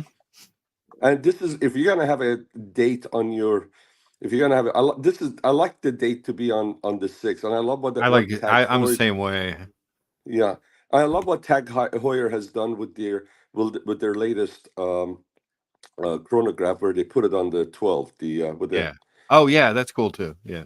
with that glass box. Yeah. Mm-hmm. So, anyways, so guys, just once in a while, go grab one of your old ones, and then as long as you bought them for the right reason, Yeah. the same reasons you bought them originally that caught your eye and you fell in love with, hopefully still there, and it will conjure up the same feelings, Yeah. and it will help you somewhat control your urges of getting new Getting a pieces new all the watch. time. Well, it's funny Nice. because I really honestly 100% believe that the going into summer this year, it is a buyer's market. I think there are deals to be had, Yeah.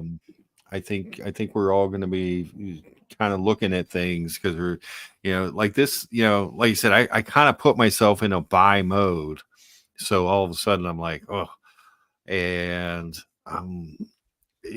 but when I found this watch, it was kind of different and very much unlike things that I normally like, but I liked it, and I got Brian's blessing.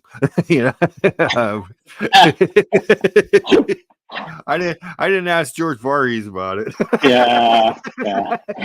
Like I told you, it's not anything personal about it's just the experience I had at the AD. So yeah, but it was like, it just, I think, and it was a deal. I think it was a steal. Mm-hmm. And it was just, wow, what are you going to do? You just, there's going to be deals on things, on pieces that we like, and things, things that you've looked at in the past. I really believe that with the economy the way it is, your hype watches are still going to be expensive, so when people, like your APs and your RMs and your Rolexes, and those are still going to be expensive, and they're going to maintain that, because of the difference in the economy, although it affects everyone, it doesn't affect everyone the same way.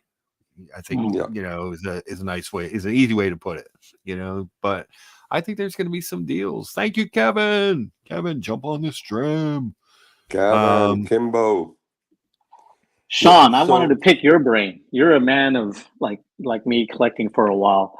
What is the biggest advice, other than you can, buying what you like? The best advice you could give somebody coming into the stream, coming into the watch, That's what into the watch hobby. You cut out a little bit. Can you say best advice on what? On somebody coming into the watch collecting hobby, what is the best advice you could give someone? The best advice I can.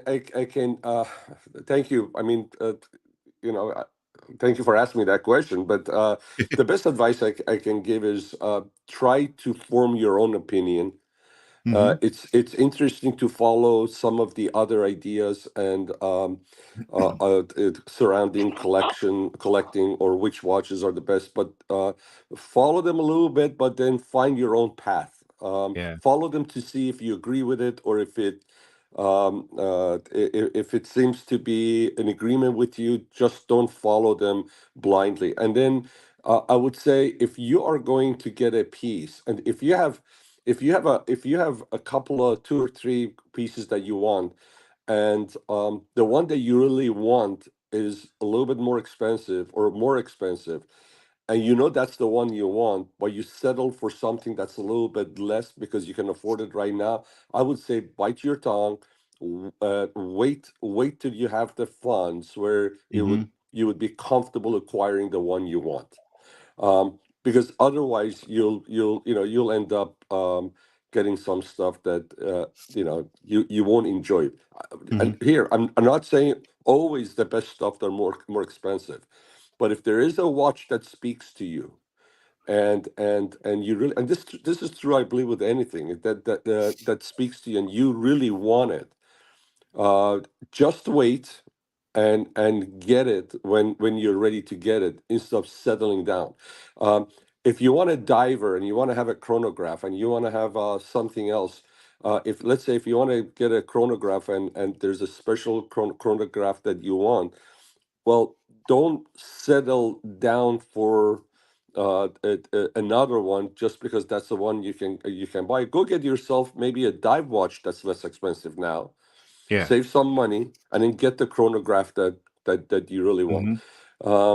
Because nobody has unlimited funds, right? Unless you're Musk or you have Jeff Bezos or somebody like that. And even if you do, this is not the most important thing. There are other things that are important. You have obligations to your friends, family, whoever it is, to your community, to your church, and you have to do.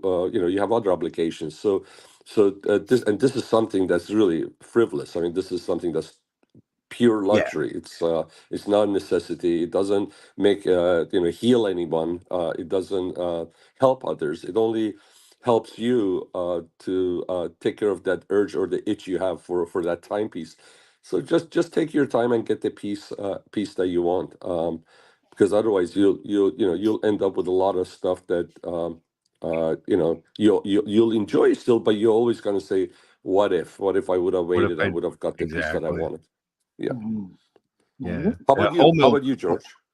Wait, real quick. Whole milk. He has a pretty good piece of advice here. He says best advice is to slow down. You don't need to buy them all at once, and 100%. that actually ties into what you said, Sean, because what happens is people think, well, I need to have a diver, I need a flieger, I need a field watch, I need a whatever it is. They think that they need to have one of each or a bunch of watches all at once. So you end up buying what you were saying, Sean, less quality and not saving up for the piece that you really want, and you end up with a box full of stuff that you're like, they're okay, but it's not really what I started out wanting. Yeah, I'm going to give you an example. I always wanted. I love chronographs, right? Yeah. And I'm a guy that won't have I'm not a single chronograph kind of a guy. I like them all. My first watch that it was a hand me down from my uncle because I loved it on his wrist when he was studying in Belgium, and he came to Iran, and because of my dad's passing, he had it on his wrist, and he took it off and gave it to me when I was 12. That was a chronograph, and I don't know what happened to that. Then the first watch that I liked was the Flight Master, which I thought was the moon watch at that time. I was a kid, 14 years old. My grandma gave it to me. It was a chronograph. So I always wanted to get a Daytona, and I wanted to get the white dial Daytona stainless steel, and then I decided, you know what, I'm gonna wait to get a gold one. And there was one that spoke to me, and I waited, and luckily I picked it up the very last year they made it, which is this one you guys have seen. Hold on. Let me make you big there, Sean, so everyone can see it. Ooh. Oh yeah. This is the one. Nice. And to this day, and I think I told you guys, there's some the FP Jean's brother that was at the boutique a couple of months ago when we were there with the boys. He actually looked at. I had this on my hand, and he goes, he has the same identical one. That's FP Jean's brother. So that made it a little bit sweeter. But you know what? Even if everybody else hated it, but I loved it. It just spoke to me. The sundial slate gray with the red, it's just beautiful. And I put all kinds of different straps on it. Then one of my later fresher acquisitions is the one that you were talking about. Everybody says Hoyer, Hoyer, this and that, and I tell you what, I love this Hoyer. It's a tag It's Hoyer, beautiful. but I love it. And one of the gentlemen that's in the community, Ferrari 1967, great gentleman from Texas, great collection. I mean, he's got some what does he have? Longes and everything else, and he just acquired one of these, and he had the red dial, the cherry one, and then he was looking to get one of these, and he said it was challenging, but he just picked it up, I think, a couple of weeks ago, and he's been posting photos, and it's just I'm really glad I made this decision. As a matter of fact, I believe it was the same day that I met our friend that lives here in L.A. area at Feldmar. I was there because they had the Hoyer Carrera with 1967, I think it was that one. It was a vintage one, 37 or 36 mil, a little bit smaller than this. But it didn't have the contrasting subdial. It was just all silver. It was beautiful, but I love the silver I dial on love the that one. contrast. Yeah, I Yeah, agree. but the sundial silver dial, and I don't know if the light works or not, is what I really enjoyed seeing. And then so when I got this one, I was hoping it would have the same effect on me because I'd never seen one in person. And it's the same silver dial. and it's the same way. It's a larger one, but everything else is really Yeah. feels true and authentic to the original piece. So they did a great job. Obviously, this is modern, but I'm really happy to get this. And the days that like today, when we leave, I'm gonna be putting my chukka boots and I'm gonna put on jeans with my we're gonna go with my wife, black sweater, and gonna wear my probably leather black jacket. I'm gonna put this on. Yeah. It's Very funny. nice. It's funny, Sean, because I see you'll post pictures of that, and I'm always like, he really likes that watch. Yeah. I Yeah. mean, And first, yeah. Yeah. So, anyways, that's how it is, and then like there's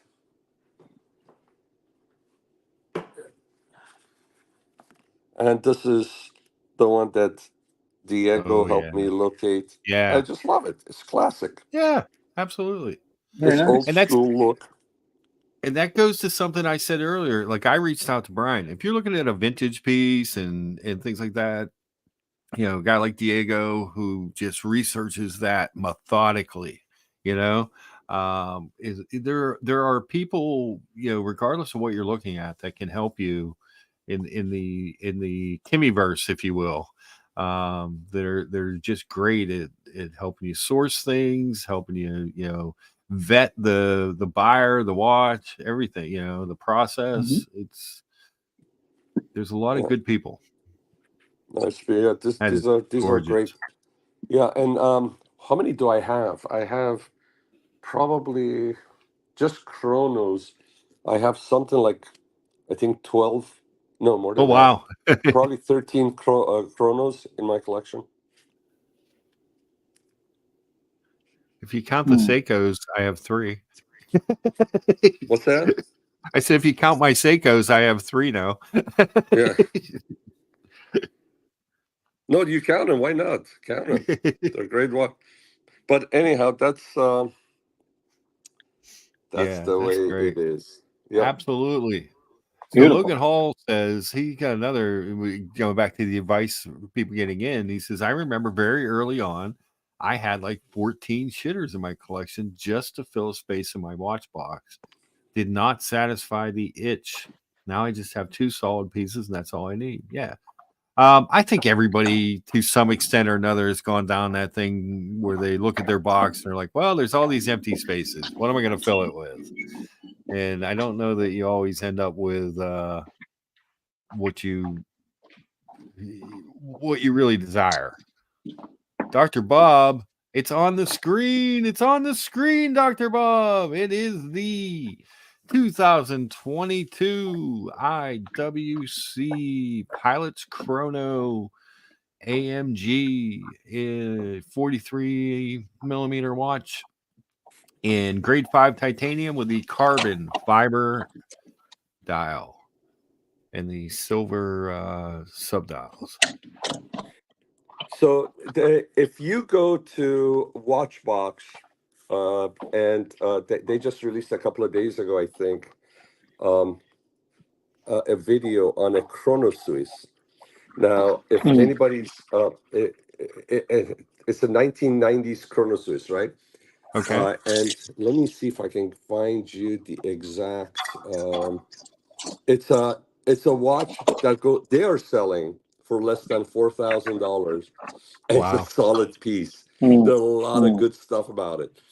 And let me tell you what it is. If you may want to pull it up. Let's see It's here. Let's see. Man, I watch so many. I I know, I spend do so much time too. on watching YouTube videos. Jesus, I'm trying to find the history on my iPad. There it is. It's called Chronosys Chronomet uh, Chronograph. It's Watchbox Reviews. Watchbox reviews. Okay. Yeah. It's Tim Mossa, basically. Yeah, I like him. He did a review on this watch a year or so ago. It's the I mean, if somebody's on limited budget but they want to get a piece that they'll be able to wear it proudly into a watch gathering or just for themselves. I mean, if you have this watch and you go into a red bar gathering in Washington D.C., where you're probably gonna see Rose, and you come to L.A., you're gonna see Cars on Chronos, and or anywhere else you go. It would be a watch that I think you would be able to wear. What was proudly. it was a Chrono Swiss. What was the rest of it? Chronometer, chronograph.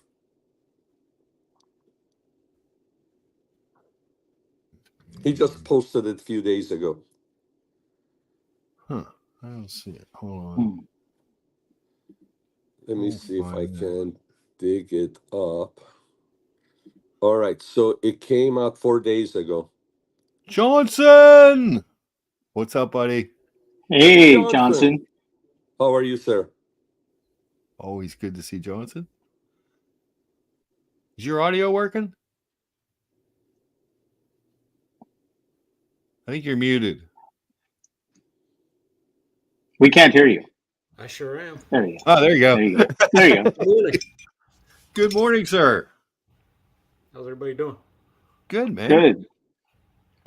Congratulations on the new piece. Very Thank nice. you. Yeah. Thank you. Thank you. Sorry, Gorgeous Sean. Go ahead. piece. Let's see. Or if you want to search it under CH7523CD. Wait, I think I found it. 7523 CD. So yes. Yeah, I got it. Hold on. He does a great job. I mean, that one, Sean? Yes. Yeah. I mean, look at this watch. Yeah, that's they're retailing it for $3,900. Jeez, oh Pete. Look at it. Look at those lugs. They're beautiful. The case Yeah, size and you got gorgeous. screw down strap. It's not spring bar. You got blued hands. You got multi style guilloche dial for $3,900. Yeah, and the movement is basically a Valjoux, and it's not highly finished, but who cares? yeah. It's a beautiful watch for The front of the watch $3,900. is gorgeous. Yeah. Yeah. Look at that thing. That's amazing. I'll be honest with you, I was tempted to get it. But it's look how beautiful it is. And yesterday on Tim's stream, he was talking about the second hands on the Breguet, and this is the same way. This thing is it's identical almost to the second hand on that Breguet with enamel dial.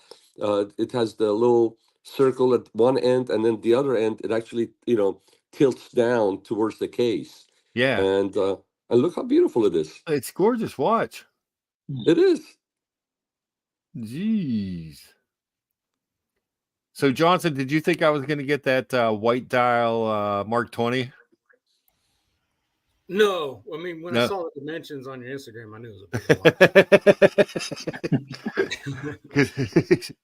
Because we've talked about that Mark 20 before, and I like that watch. But when I saw this one, I was like, oh yeah, it's Lucha sized, Right. Yeah, Looking Glass and I were chatting, and we were thinking it was going to be a sea dweller at first. Yeah, that's later. That's probably going to be my Rolex. It's going to be a sea dweller.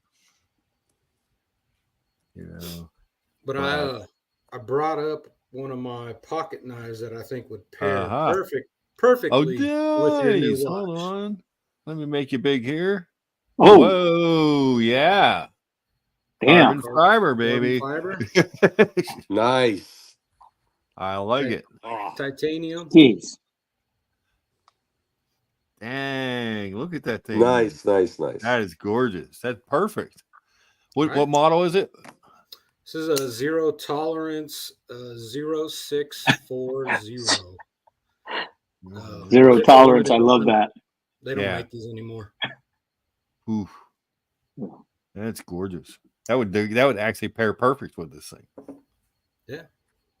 So thank you for bringing something other than watches. So now I'm going to give you a pairing of the watch that I showed you, the Mont Blanc, not Blanc, but Blancpain Le Mans chronograph with a fountain pen that would go nicely with it. There you go. Hold on. Oh, look at that. Yes. That's a great This pair. one actually has metal strips in it. This is a nice one. It's got metal strips. That's cool. Is that a limited Evan edition? G, if you're on, I hope you approve, sir. Is that like a limited edition or a special edition? It's not a limited edition, but this is not one of their mass-produced ones. Okay. That they had made. Yeah. And it just goes so well. And actually, this doesn't go too bad with it either. No, it really doesn't. Well, this one's sporty, so I'll probably Yeah. do something like a Montegrappa, but since you have carbon fiber Montegrappa. Oh wow, yeah. There you go. Montegrappa. Perfect. Jeez. That is a good pairing. See, those are a couple of good pairings. Yeah. Sean will always give you the outfit to wear with your stuff and the accessories.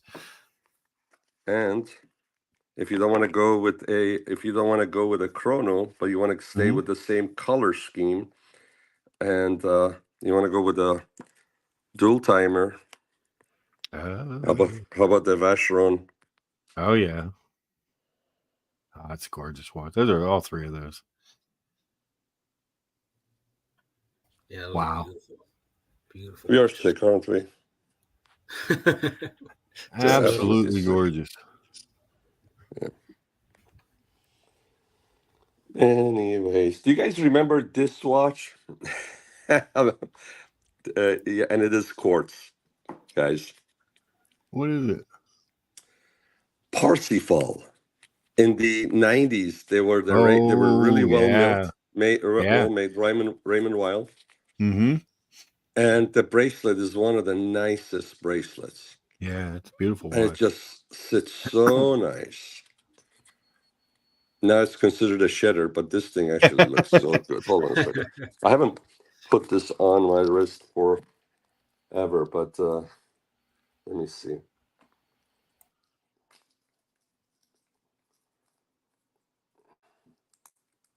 There you go. Feels good. Oh yeah. Still feels good. The bracelet is amazing. Look at this. Look at that thing. Still fits perfectly. Doesn't it look? Look how flat it is. Yeah. Yeah. Watches never age. We age. No, it's true.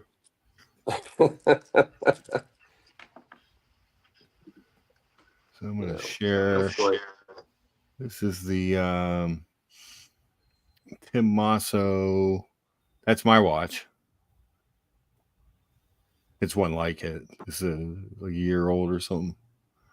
That was him talking about the watch. That was some of the research I had to do. I had to find out what Tim Masso thought. No, it's a great IWC is solid brand, man. Yeah.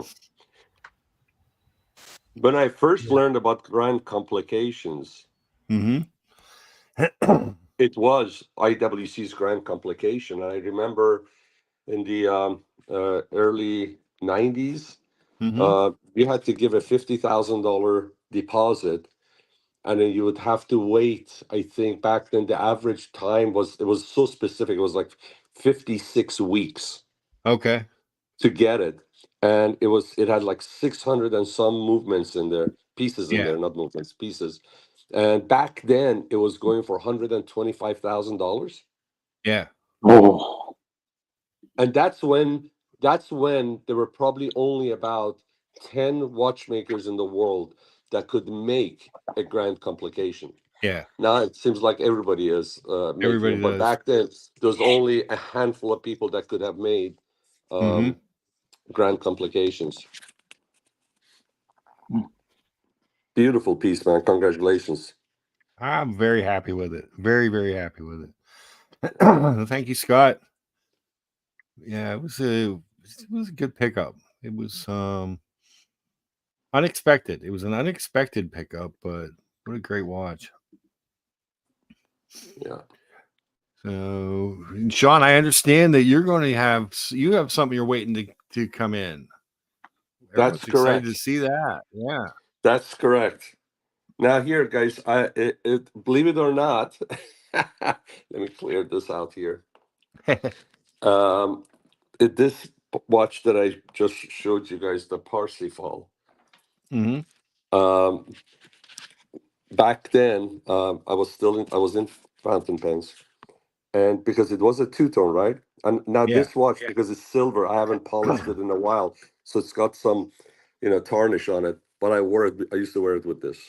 Oh yeah, I can see that. Yeah, great pairing. Solitaire, yeah, I used to wear it with this.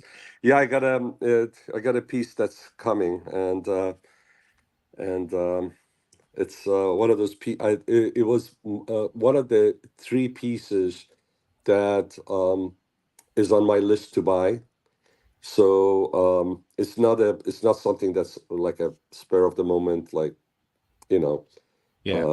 on the spot kind of a decision. So it's a great deal. And it's Can you give us any clues? Yeah, I was just gonna ask.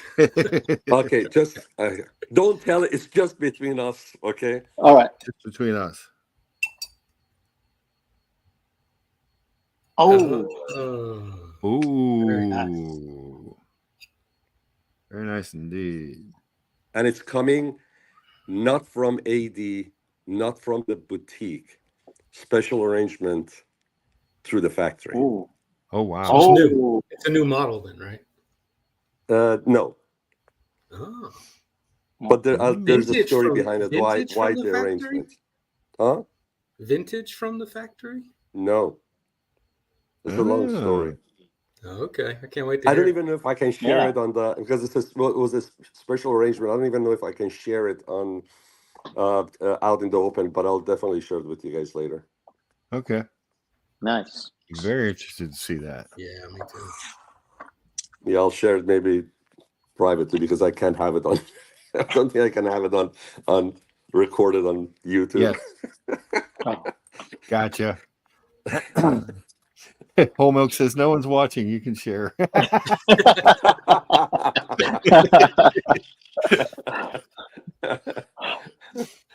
Yes. But what do you got on the horizon there, Johnson? I know you were saying you had the itch. Yeah, I got the itch bad. I don't know. I was thinking about getting a Datejust, but I'm just on the fence. Datejust is a solid watch. Yeah, I think it would. If I had the mint green dial to my collection now, it would kind of. Yeah, I can see that. But I don't know. I'm going to Dallas at the end of March, and I want to go see the Vacheron and AP boutiques so I can check out some of those watches in person. And then maybe I'll make a decision from there, and then also see what comes out in Watches and Wonders this year. So I don't know. I want something badly. Yeah. I'm trying to be patient. It's a virtue. Yeah. It is a virtue. Like how Cars is just in love with. Not necessarily in love, but obviously he loves the watches, but he's really in love with the company, the way he's being treated by Vacheron Constantin, and you can tell, he's going to get more and more pieces. I have a feeling with what Breguet has done, I'm going to go down that rabbit hole with them because, it's not something that you would be able to pull off with some of these other brands, not with Patek, unless you're generational Patek collector or or with AP. Johnson, David H is in Dallas. He says he can introduce you to the VC boutique. Yeah, that'd be cool. I'm actually replying to him. Like he's wearing, I think he's wearing a Vacheron today. I believe at the beginning of the show he said he was wearing his Vacheron. He has. Very cool. He also has a. That's double D, right? No. That's the. Oh, okay. That's different. Okay. Yeah, double D's in Philly. That's right. Yeah. Yeah, double D has Vacheron, and he also has Breguet. Yeah.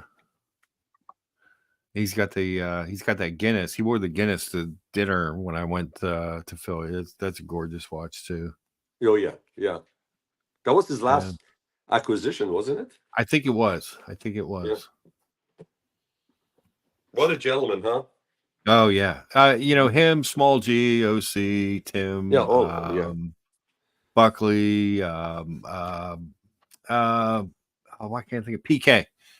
We all just couldn't have been nicer or more gracious to hosts when I went to visit.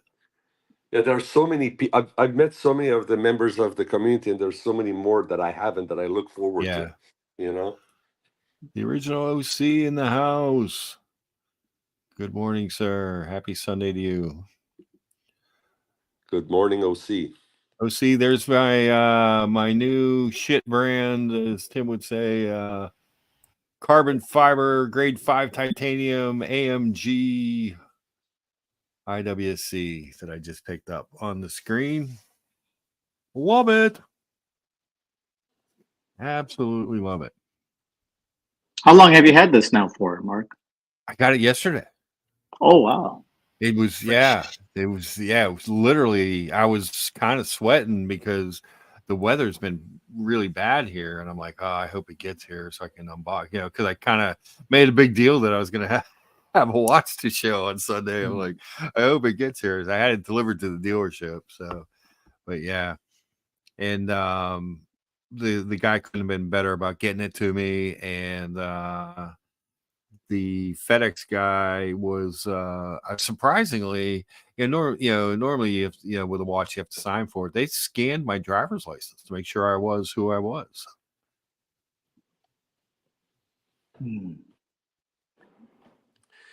Gentlemen, my wife was kind enough to let me step out of away from the table, but I have to go back. Nice. All right, Sean. Enjoy your it was Sunday, nice, Sean. chatting with you. Yes. Thank you, Johnson. George, as always, great chatting with you, and congratulations, always Mark. My pleasure. We're in good health, man. It looks great on your wrist. Take care, brother. Bye-bye. Thanks. All right. So, yes, there goes the most stylish man in the streams.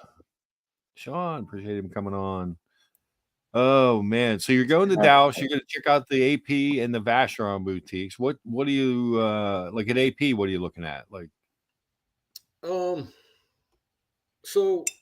I actually prefer aesthetically the overseas to the Royal Oak. Okay, but I haven't seen either in person. So that's kind of my goal, is to get to see them in person, and then make a decision. Yeah, I can see that. I will tell you, I was really impressed when I was in New York and we went in the AP boutique with the Code 1159 was a much nicer watch in person than it is in pictures and stuff. It wore great. It's just absolutely gorgeous.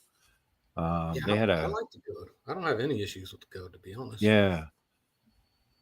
It was just a great piece. Thank you, Chris. Appreciate that. Yeah, I'm super psyched about this one.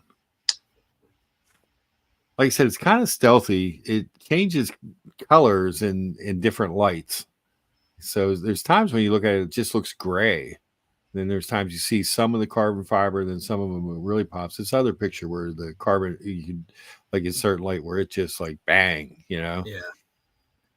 It just like pops like right off the screen. Looks really nice. They call it white carbon fiber, actually. Yeah.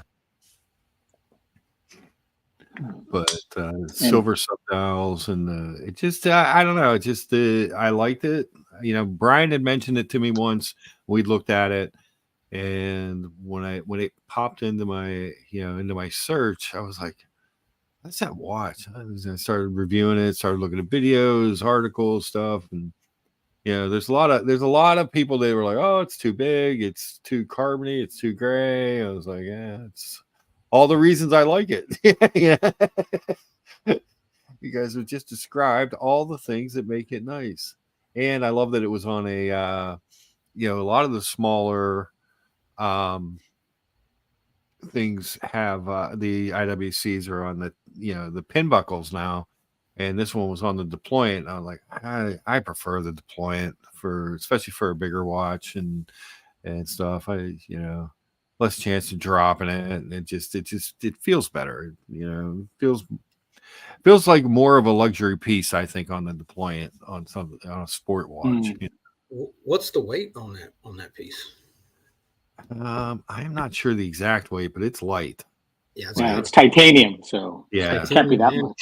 Carbon fiber Yeah. dial, definitely saving some grams. It's really, I mean, when I compare it to the other stuff, it's like, wow. My food scale broke a couple months ago, and I never replaced it, which is what I would have normally weighed this on, you know. Right. So I'm not sure. I wonder if IWC has the listing. Hold on. So this is out of the past collections thing. It's the back of it. So you get a better look at the back. But whoop.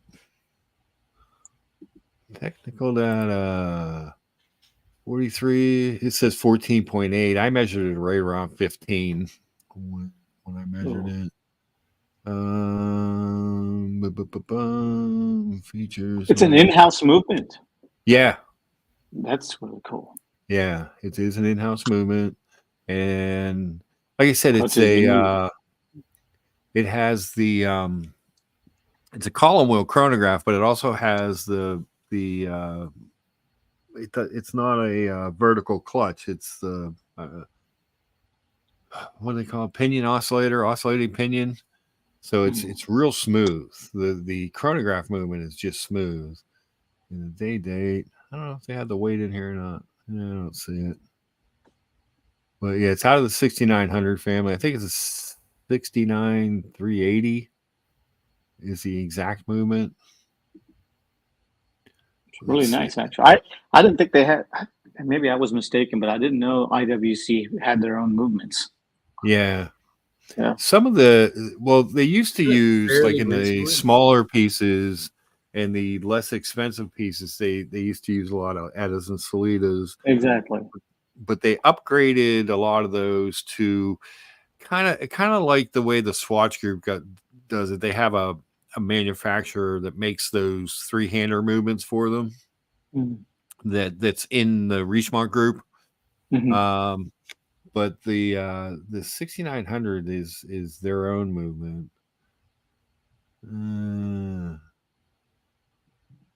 Doesn't really say very much. But yeah, it's a cool movement, and it's like I said, it's the same movement they're using now in the Patronus models.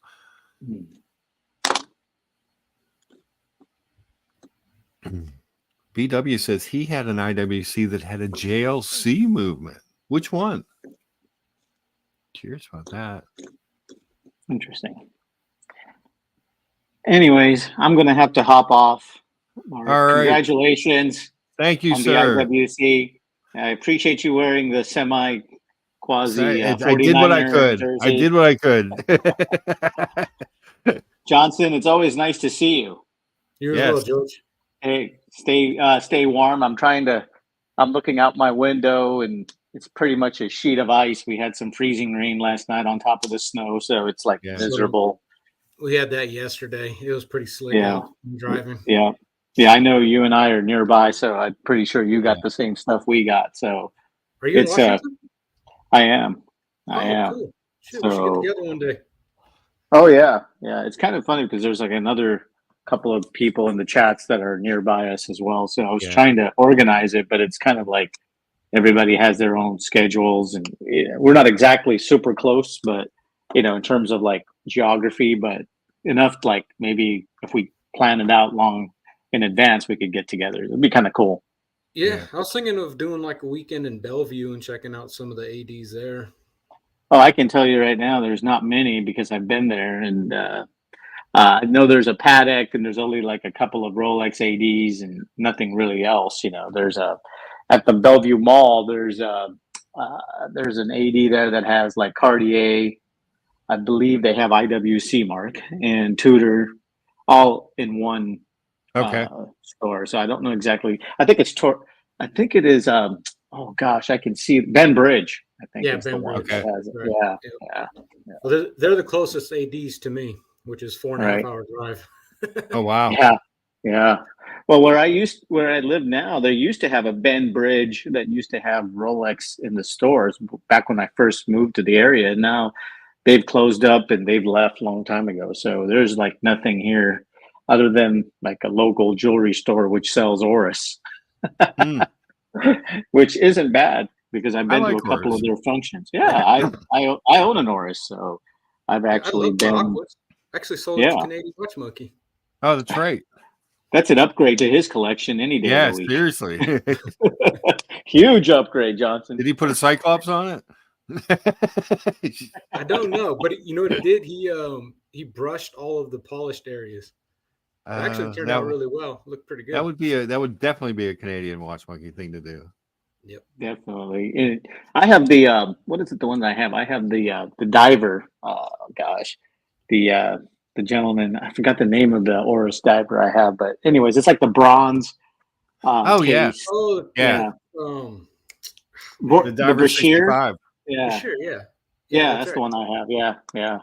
So I still have that in my collection actually, and I wear it every so often. Every time I'm in Southern California. So. That's cool. Whole Milk says you guys can have beers in Walla Walla. Hey, there you go, Whole Milk. Yeah.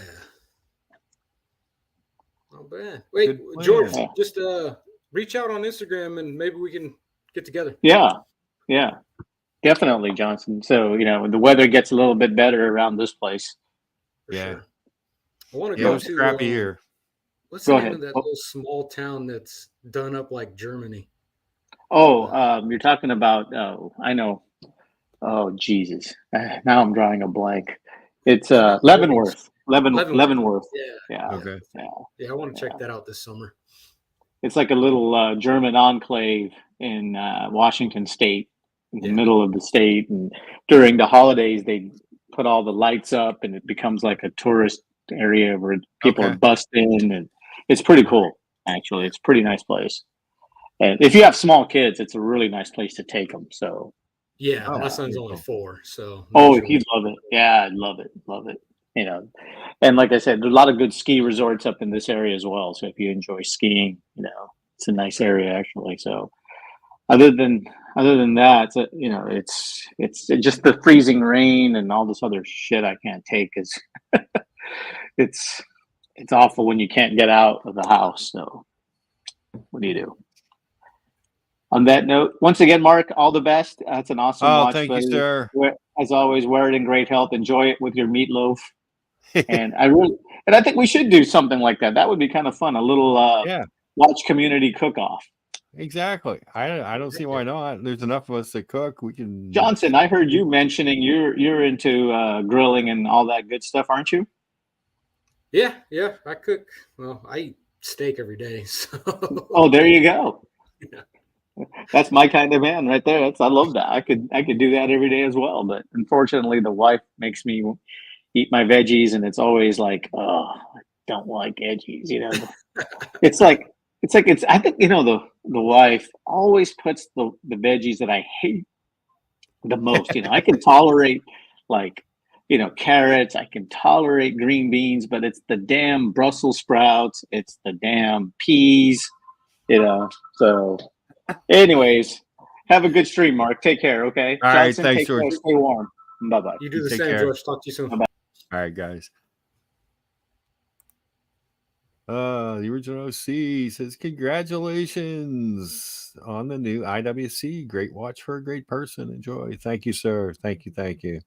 I like the watch. And so the plural of Oris, BW wants to know. I thought maybe Orisi. BW says maybe Ori. Scotty H has no idea. He has multiples. Whole Milk says Ors. I think Ori. I think BW. Yeah, Ori might be the way to go. Evan G says or roads. Good deal. Or ease. Yes.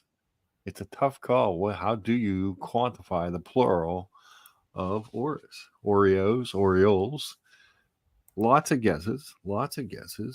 I did, I don't know if MJ's still in. I did want to show. Hold on, let me see if I can pull it up here real quick. He earlier sent me a message with a picture of his IWC from the 90s, I believe he said. Oh, wow. Look at that. That's a beautiful dial on that watch. Yeah, that's nice. I like that. Very nice vintagey vibes.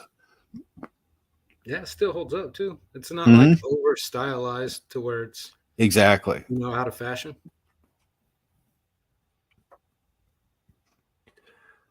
Dr. Bob, a murder of Oris. All right, I think we have our winner. That's great. That's awesome. Oh shit. Can always count on Dr. Bob. Yeah, that's a MJ. If you're still out there, that is a beautiful watch. I appreciate you sending it over. We got caught up. You sent it over when I saw it. Sean was going through some of his collabs, so I didn't get a chance to really acknowledge it. But yeah, this thing, I was really happy with the watch and with the deal, and like I said, the watch itself just gorgeous and very stealthy. Like I said, in certain light you'll see it, the carbon fiber. In other light, it just kind of looks gray. And because it's not a lot of polish on the titanium, it's so the new one, the new 41 millimeter Patronus edition, they polished some of it. What I don't care for though on it, let me go back to the IWC page. So let's see, pilots watches. Let's do still titanium.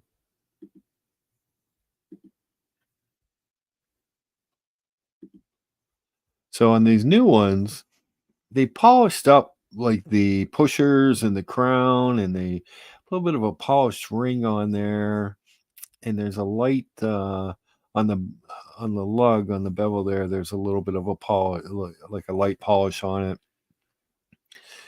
And I get it because this one's more colorful and it has the the more colorful dial and the more colorful straps and such. But it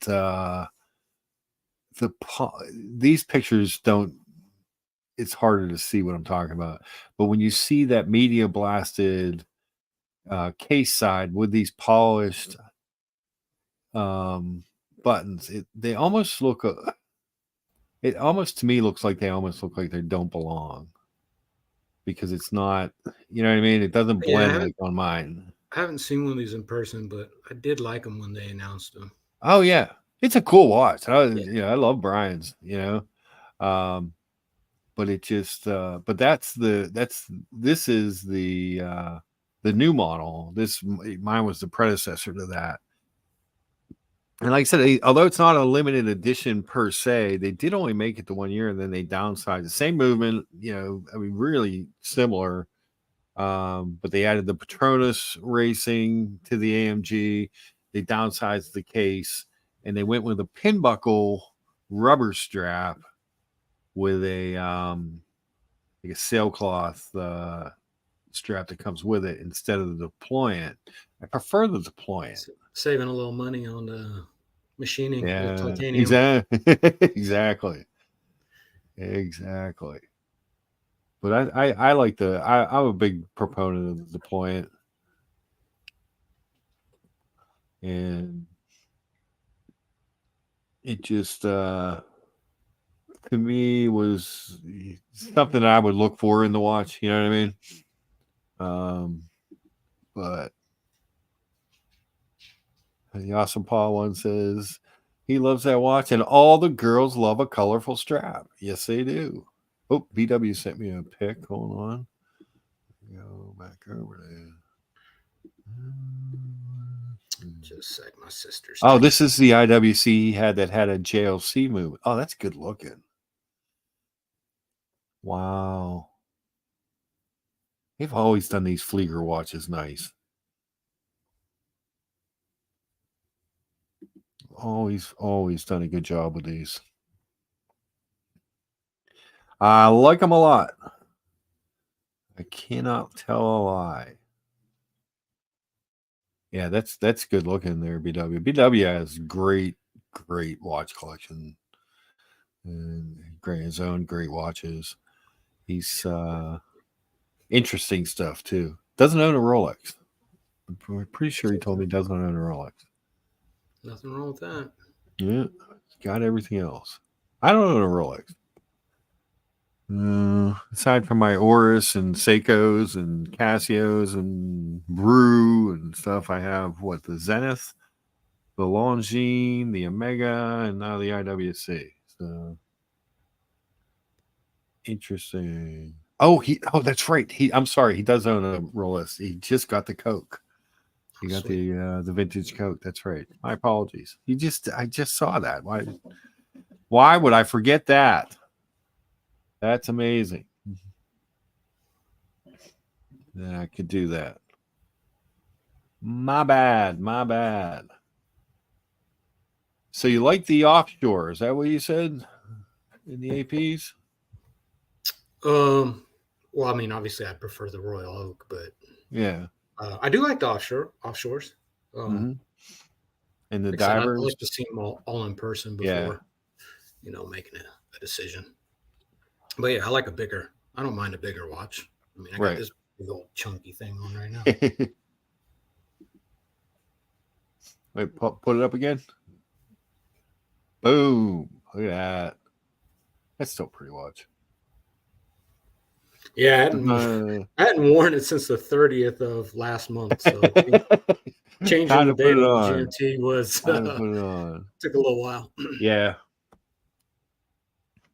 It's funny. I got this and I set it yesterday, and I took a couple pictures. Afternoon, we were making deals. We were a little bit busy at work, and I didn't factor in the noon and midnight and the I had the date. I think I had the date wrong. Yeah, I had the date wrong.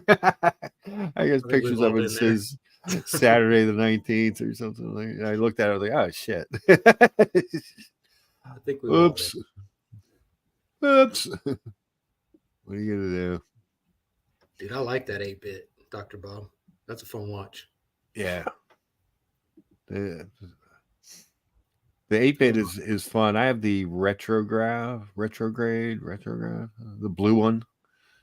Yeah, those are fun watches. They're great little watches. I know Evan G's got the gold PVD one. Yeah, that one's cool. I like that one. I like a little Brew. I wouldn't mind getting a Brew watch. Yeah, they're add something different in the collection fun. For a lot of money. Exactly. It's just a fun watch, and it's a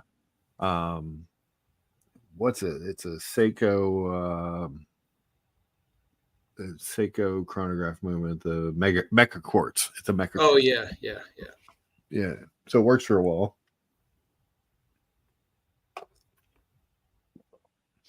Dr. Bob is wearing his 8-bit.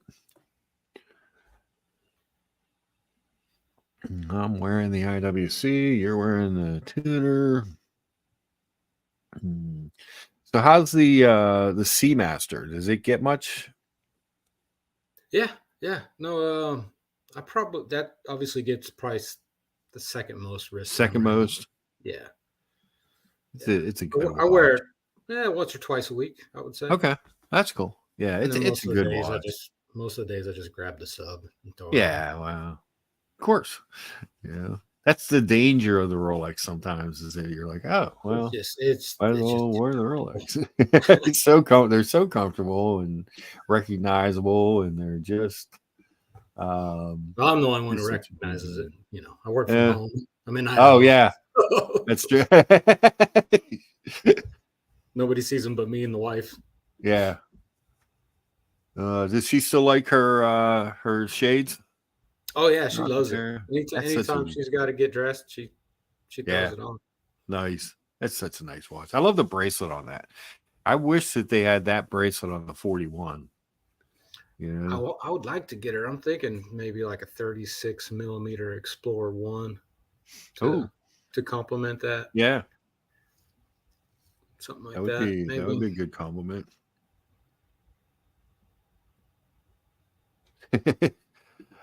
Dr. Bob says it's the opposite of all the watches I own. Small, thin, no loom, pin buckles, square, but it's fun. I like it. It is. It's a fun watch. Right? Oh, man. Johnny O says, just tuned in. Lucha bought a chronograph. What? It's over. Congrats. It's over. I know. Seriously, I bought a chronograph. I always say I'm not a chronograph guy, and now here I am showing you my new chronograph. That just goes to show you just never know sometimes. I'd be interested in the if they do it, the white dial Speedmaster. Yeah, that's a good watch. I wonder if I love Evan G's 57, his Speedmaster 57 with that red. He's got the red one, and that just it's so good, so sweet. And I love the some of the racing chronos they do. I like that Planet Ocean chronograph. It's a big watch. That's a 45.5. It's not quite as long. I think it's 51 or 52 long. So it's not quite as long as this IWC, but that's a big ass watch. Yeah. Big dude. But what are you gonna do? I love the bigger watches. Yeah, I don't mind them. Like I said, yeah, I'm good in that 39 to 43 millimeter range, I would say. Yeah. With 40 says, "Are you still lusting? Are you still lusting after the Aqua Timer?" So BW, I almost bought the Aqua Timer, but when I looked at the, I was taking another good look at it, and I'm like, what I really like about it is the brushed bezel with the polish underneath, and there was so much of it that reminded me of the Zenith I have, the Defy Skyline. I was like, I think part of what I like about that watch is that it reminds me of a watch I already own. So that's when I started. But then I was like I said, I was pot committed, and that's when I started looking at other stuff and came across this one. Logan says Mark loves bigger watches and he cannot lie. I like big watch and I cannot lie. His collector friends can't deny. That's good. Thank you, Logan. Yes, we'll have to organize a big community cooking deal. Get some of the cooks together and go at it. Cook for the community. Cooking for the community. It'll be a good time. Don't forget, if you guys haven't, to hit that upvote. Let me see. I got to refresh this thing to see where we're at. But 28 upvotes. A couple more. I'd like to get into the 30s. So if you haven't hit it, please do. It doesn't cost you anything to like the show. Let's go. Let's go. Dr. Bob says, what's so funny? What's he laughing about? I don't know. It is the opposite of all the watches. It's the opposite of all the watches I like too. It's square. Like I throw on a Cartier and I'm like, it doesn't look right on me. But the Brew, I'm like, oh yeah, it looks great. It's weird. Cartier is too classy for Pittsburgh. Yeah, it's true. It's true. Cartier is one of you can actually buy a Cartier here. Weird, oddly enough. The AD that has Cartier, they always have a case full of those things. I'm like, wow. They have Panerai, JLC, IWC. You've always got a few of the other stuff, but the Cartier and Breitling. Cartier and Breitling in there. There's millions of them. No shortage. No shortage at all. Oh, man. What do you got going on today? Not much. Shovel some snow, watch some football. Yeah. I was, I was an interested observer last night, but I really, when they didn't make that 4th and 1, I was like, that's the. Well, I didn't like the play call because, first of all, they were just gashing them on the run. You know what I mean? I know the run before that they didn't get much, but overall they're gashing them, and they run up to the line of scrimmage and try and do it quick. And I just don't think that. I would have rather that they took their time, even if they were going to do the tush push. I would have rather they huddled up and did it first, and tried to match up better. I didn't like the play call on the first down of that series when they ran the ball, and the Niners were clearly selling out for the run on that play. Mm-hmm. So they should have hit a play action and took the shot at the end zone. Yeah, where they were, in my opinion. But. Yeah. The other thing I didn't care for was I think that a lot of last week when Love was thrown off his back foot and weird angles, he was getting away with a lot of them. He made some throws. I think he tried a little bit. I think he should have set himself on a few throws. He made some bad throws. Yeah, whereas he had that threw across the field last night. Oh, for the interception. Oh, jeez. Yeah. But yeah, and Dallas just freaking choked that game. Yeah, they did. The play but the Packers, I think, are better than we all thought they were halfway through the season. They for sure are. Because my wife's a Packers fan, right? So I've watched, I think, every game this year with her, pretty much. And Love actually exceeded my expectations of him this year, and he played really, really well. And they were getting really good towards the end of the season. Mm-hmm. So, they hit a good stride right when they needed to for the playoffs. Yeah. And they're the youngest team in the NFL. So they add a pass rusher and maybe a couple of components. They're going to be pretty damn good for a while. Yeah, they are. Looking Glass, people try and say that sometimes. I'm not sure. Dr. Bob says definitely predetermined. It's not like wrestling. I love me some wrestling. Stop making fun of the wrestling. Can't do it. The only thing about this watch that I'm not crazy about. Hold on, let me grab my thing.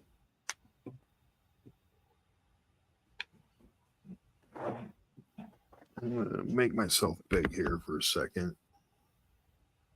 And it's not that it's bad, Loom.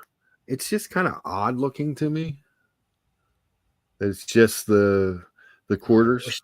I wish they did the numbers. I know. That's the only thing about the watch that I'm just like,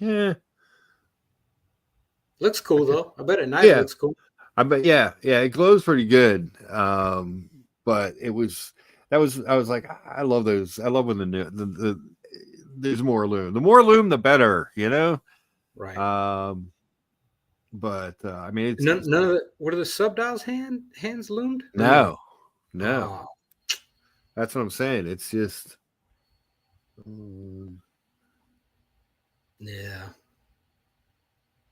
it's just the hour, minute, and the quarters. Buried in the yard, like George said. Yep, buried away. It's done. It's over. Or as Johnny O said, it's over because I got because I bought a chronograph. Thank you, Logan. Thank you. Dr. Bob, loomed Arabics are my kryptonite. I love them. I know they're the best. See, Looking Glass. If the numbers were loomed, it would have went to another level for me. Yeah, I agree. Yeah, I 100% agree. That'd be cool. Nighttime, you run the chrono and you see like the little loom hands spinning around. So it was really cold yesterday. We'd gotten a couple more inches of snow overnight. So the car dealership, they always yell. They're yelling at me to not do it because of the hard stuff, but I just go out and do it anyways. You got to go. You got to run the plow, move the cars, knock the snow off all the cars, all that, right. So you look like you're open. But it was really sunny, but it was freezing. It was like 0 wind chill, and I think on the drive in, it was the thermometer in the Challenger was reading like 7 degrees out. Like great. But when I went in, after we knocked all the snow off the cars and everything, I went back inside. I looked at my excuse me, I was wearing the Zenith, and I was like, "Whoa, the lume's really popping out of that sun." So when this came in, I'm like, "I'm gonna go get this some like not just lume light, get it a couple minutes out in the sun." So I walked out and got some good sun, walked back inside, and that's when I noticed I was like, those numbers don't loom.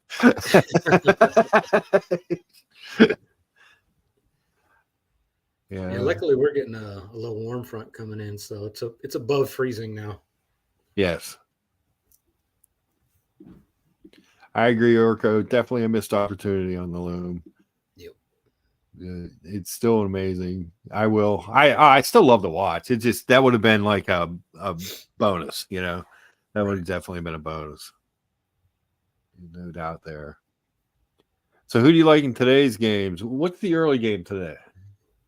The evening game is it Tampa Bay Buffalo and Kansas City. Yeah. Okay, so the early game's gonna be Buffalo or Tampa and Detroit. Yeah, that's kind of a tough game to call. I think Detroit's the better team, but I don't know. Tampa seems to be pulling wins out their ass sometimes. They went 5-1 down the stretch. Yeah. I wonder what I always wonder what people in Cleveland are thinking of watching Baker do well. I think Buffalo's going to get over their hump of losing to Kansas City tonight. I think so too. It's time. It's time. Dr. Bob says no super chats, no merch. What insanity is this? I know, right? Dude, I could sell Lucha Time t-shirts and hats, I think. Looking Glass says it's 18 this morning. The people in Alabama were acting like it was the end of the world. Exactly. Southern states, like all my family in Texas, they lose it when they can't. Yeah, they can't stand it. I know. I remember what's going on. They can't function properly. I was in Florida at Christmas with Jennifer, and this is probably 2010, 2011, something like that. 10, 11, 12, somewhere in there. But it was freezing down there. And of course, I had brought a coat because I came from Pittsburgh. But the people down there were just, because it was in the 30s, and they were just like, oh, dear Lord. The 30s.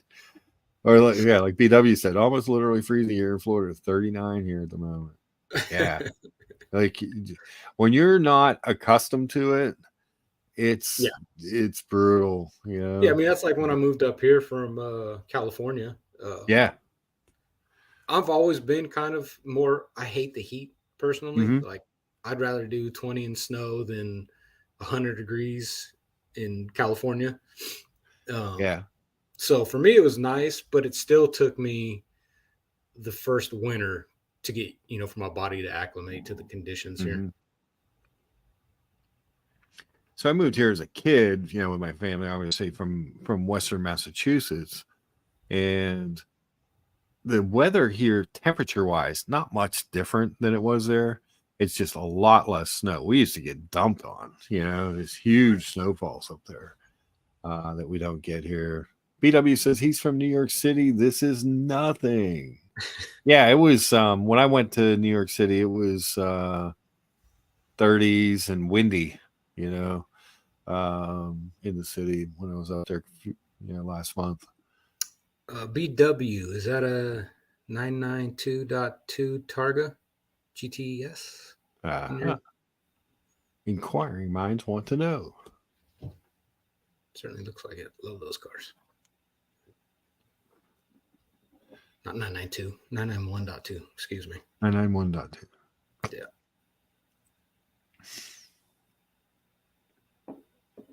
.2 Targa GTS. Very nice.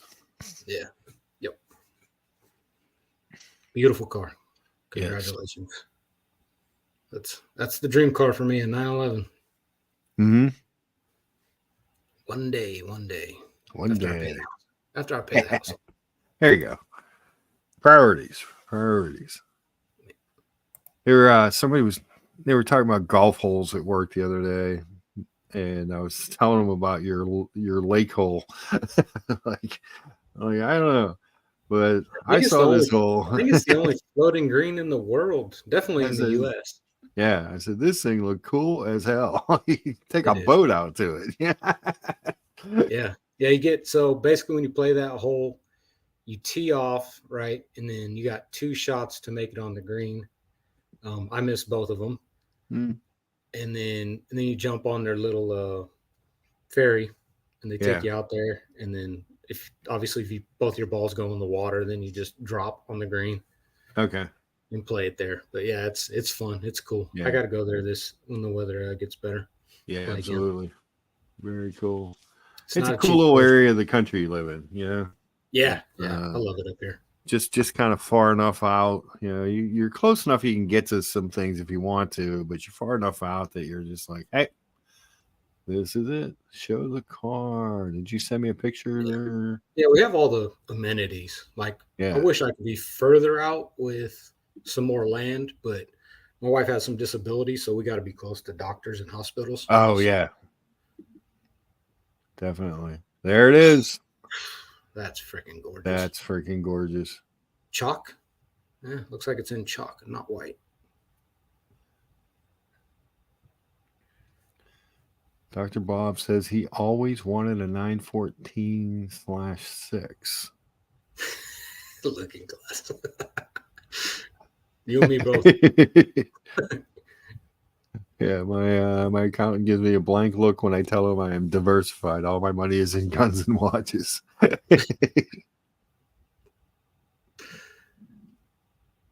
That's great. Man, that's a beautiful car, B-Dub. Yeah. Absolutely gorgeous. The Target flames are so cool too. I don't know if you ever seen them when they operate. How the back pops up and then the roof comes out and it closes. It's pretty slick. Pretty amazing. Pretty slick. Yeah, it is. Porsche definitely knows engineering. Mm-hmm. You know. That they definitely do. There was what are your thoughts on the electric Charger about to come out? I don't know. I gotta see it first. It's depressing to me. I think, I don't know. I've kind of already seen some rumors that they might be changing their tune and might be dropping a motor in it. That would make me happy. Yeah, or engine. I guess motors are electric, but yeah. BW says it's a show when I open or close the roof. I can imagine. Yeah, it's slick. You should get at least 40 miles. In the winter, at least, yeah. I know. Yeah, I'm actually surprised how many Teslas I see up here. Because, you know, the winter just kills the shit out of the batteries. Oh, yeah. Oh, it does. So it's cold. And obviously, the last year we've sold a lot more hybrid cars, Right. I can't even tell you how many of them are in the shot. Hey, my battery died. My battery, we've had a few. See, one thing I like about, especially the Jeeps, is their 4xe. Those hybrid. Those are pretty cool because then you kind of get where you could go to the grocery store on your battery. Yep. But then you got the range of a gas motor. And off-roading capabilities as well.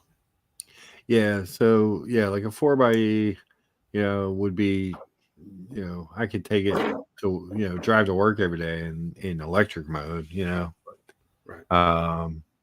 Which would be cool. But my biggest problem is you can't use an extension cord. My house is ancient. I would have to get a plug put in on the outside. I don't have an outdoor plug, which is why I don't do obnoxious Christmas blow-ups. Do you have like a carport at your house, or is it? No, I have a driveway. Oh, okay. Gotcha. Yeah. My house built in 1882. Oh, that's right. I forgot how. I knew you had an older home, but yeah, really I older. actually, yeah. When I That's redid cool, the though. porch, the front porch, I actually took out the little pole with the hook on it where you would had the two little loops on it for you, so you could tie up a couple horses outside. Wow, that's amazing, to be honest. All the framing's probably redwood in that house, huh? Oh yeah. The woodwork in this house is amazing. Like especially the staircase and when I used floors. to be a commercial framer as a carpenter, we redid an old college at one time, and all the redwood that they used was it was immaculate. Like, no water damage. I mean, the way it holds up to the elements is pretty remarkable. Wood. It's a, like you said, so things that I love, the house is old, but things that I love about it, the staircase is gorgeous. The hardwood floors are gorgeous. There are 4 fireplaces in the house that don't work, and I just never bothered to play around with them. But on either side, the fireplace in the dining room and in the living room, there are built-in cabinets on either side of like you don't see that. You know what I mean? Like it's the details on older homes is I mean, that's where the craftsmanship is, right? Mm-hmm. Compared to these, newer thrown together houses. Yep, 100%. Worker says hybrids also don't require additional infrastructure. That's another huge issue with all electric vehicles. Yeah. Dr. Bob, sales, we're having a good month. Knock on wood. But we're having a pretty good month. So if you need to come work to buy more watches, just hit me up. I don't know if you can commute you're in Vegas, aren't you talking about? I thought Bob was out west. I think he's in California. California? Okay. Yeah. Either, I want to say central or southern. Okay. Doctor, I heard 110 voltage will charge your electric Hummer in a quick 3 days. Yeah. So that's the other part. So with the hybrids, if you do a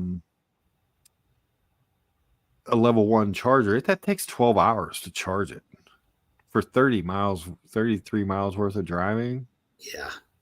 You know what I mean? Like you have to invest in the level 2 chargers so you can charge it in 2 hours. I think that's what I think. For sure.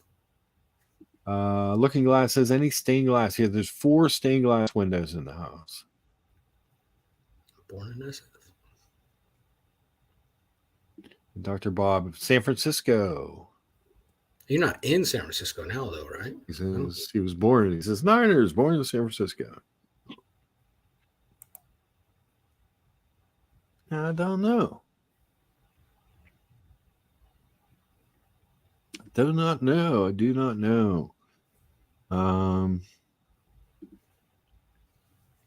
It's a tough call. With all the hunting camo he wears, when I've seen him on the stream, he would stick out like a sore thumb in San Francisco. Yes, most definitely. Not a lot of hunters in San Francisco. No, there isn't. It's a shame.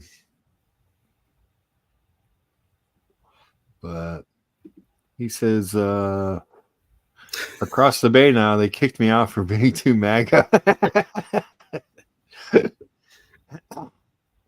Fair enough.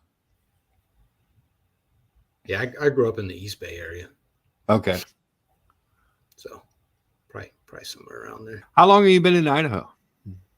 2 years. Okay. Yeah, 2 years in this past October. Cool. Yeah, it's my 3rd winter. Yeah, it's you get used to winter. I actually, there are advantages to winter, such as small bugs. So you don't get giant bugs, when you have no, and like one of the things my wife loves about being here is we used to have tons and tons of spiders in our house.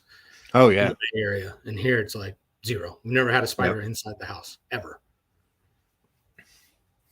Yeah, a lot less. A lot smaller bugs. Like here in Western Pennsylvania, so we're on the edge of the Appalachian Mountains, so we don't get like a lot of tornadoes and such because there's the mountains, and you also, I'm assuming we're on a pretty solid tectonic plate, because there's no earthquakes. Right. The snow, we'll have a couple bad snow days a year, but not anything huge. We'll have a couple really cold days a year, but not anything, not like living in Minnesota or something, Right. And that's kind of why we picked this area too, like over Montana, is we have a lot milder winters on this side of the mountain range. Gotcha. Than they do in Montana. Yeah. It doesn't really get that bad here, to be honest. Mm-hmm. It's nice. It's nice when it's that way. And I kind of like the change of seasons. There's something about, you get tired of winter, but there's something about spring that is magical. Yeah. Oh yeah, for sure. When things start to grow and get green, and same thing with fall. When the leaves first turn, it's like, whoa, Yeah, it's beautiful. And I can imagine out your way. It's incredible. It's really, the only month I don't like here is March. It's my least favorite month. Okay. It's that transition between winter and spring, right? Yeah. So everything's like the snow's just melted, and you got all the trash that's kind of been hiding under the snow that's gotten trapped. Yeah. Everything's gray, so it's just bland and boring for that one month, and then spring hits and everything's coming to life. Yeah, it's really cool. I like it. Yeah, I enjoy the change of seasons. And people who live in Florida, God bless them. It is so humid there. Yeah. So we thought about moving to Texas as well because I have family there. And that might happen one day still, but I hate the fucking heat, and I hate the humidity. Like California was too hot for me. Yeah. So that just tells you. Yeah, it gets hot. Yeah, I know. I've been in, spent some time in Vegas and Arizona, and it's drier heat, so it's not quite as bad. But there's times when it's so hot you can't breathe. You're like. One time, the wife and I went to Vegas for vacation, and they were in a bad heat wave. I think it was like 120 out. Mm-hmm. Like, I just basically short circuit. We've got to, if we want to walk somewhere, we've got to go through the hotels. Yeah, exactly. I can't go outside. If it's not inside, we're not doing it.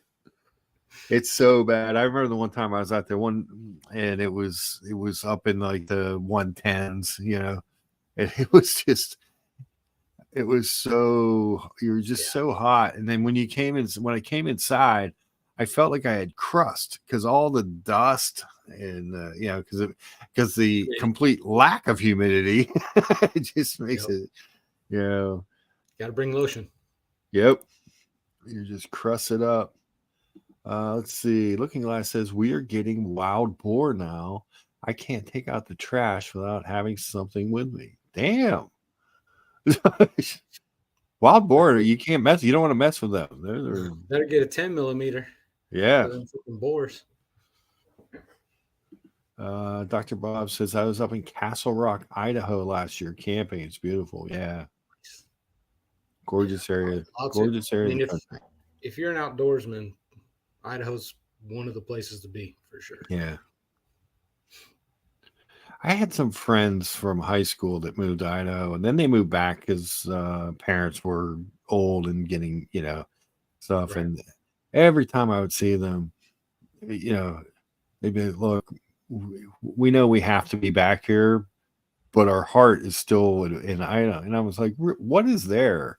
You know, like what is it? What is it? Like I didn't you know what I mean? Like I didn't really know anything about Idaho at the time. They would show me these pictures and stuff. And that was like when you actually had pictures. You know?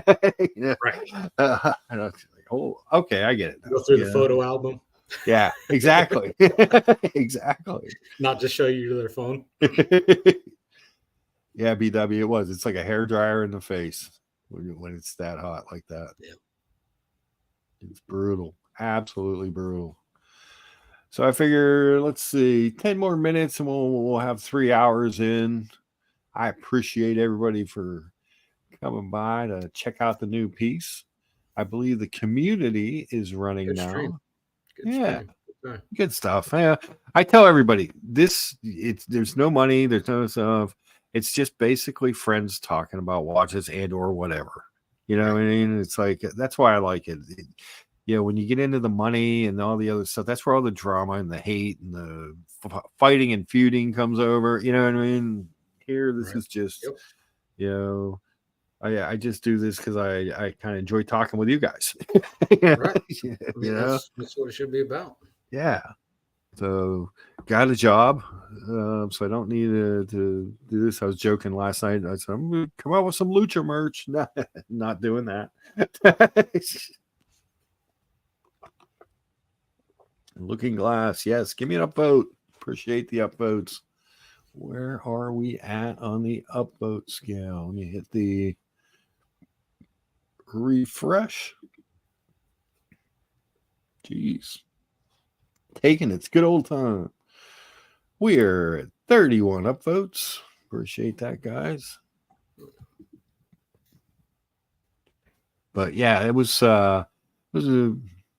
fun to do the stream. It's fun to be able to, you know, show off the watch. You know, it came to work and everybody liked it.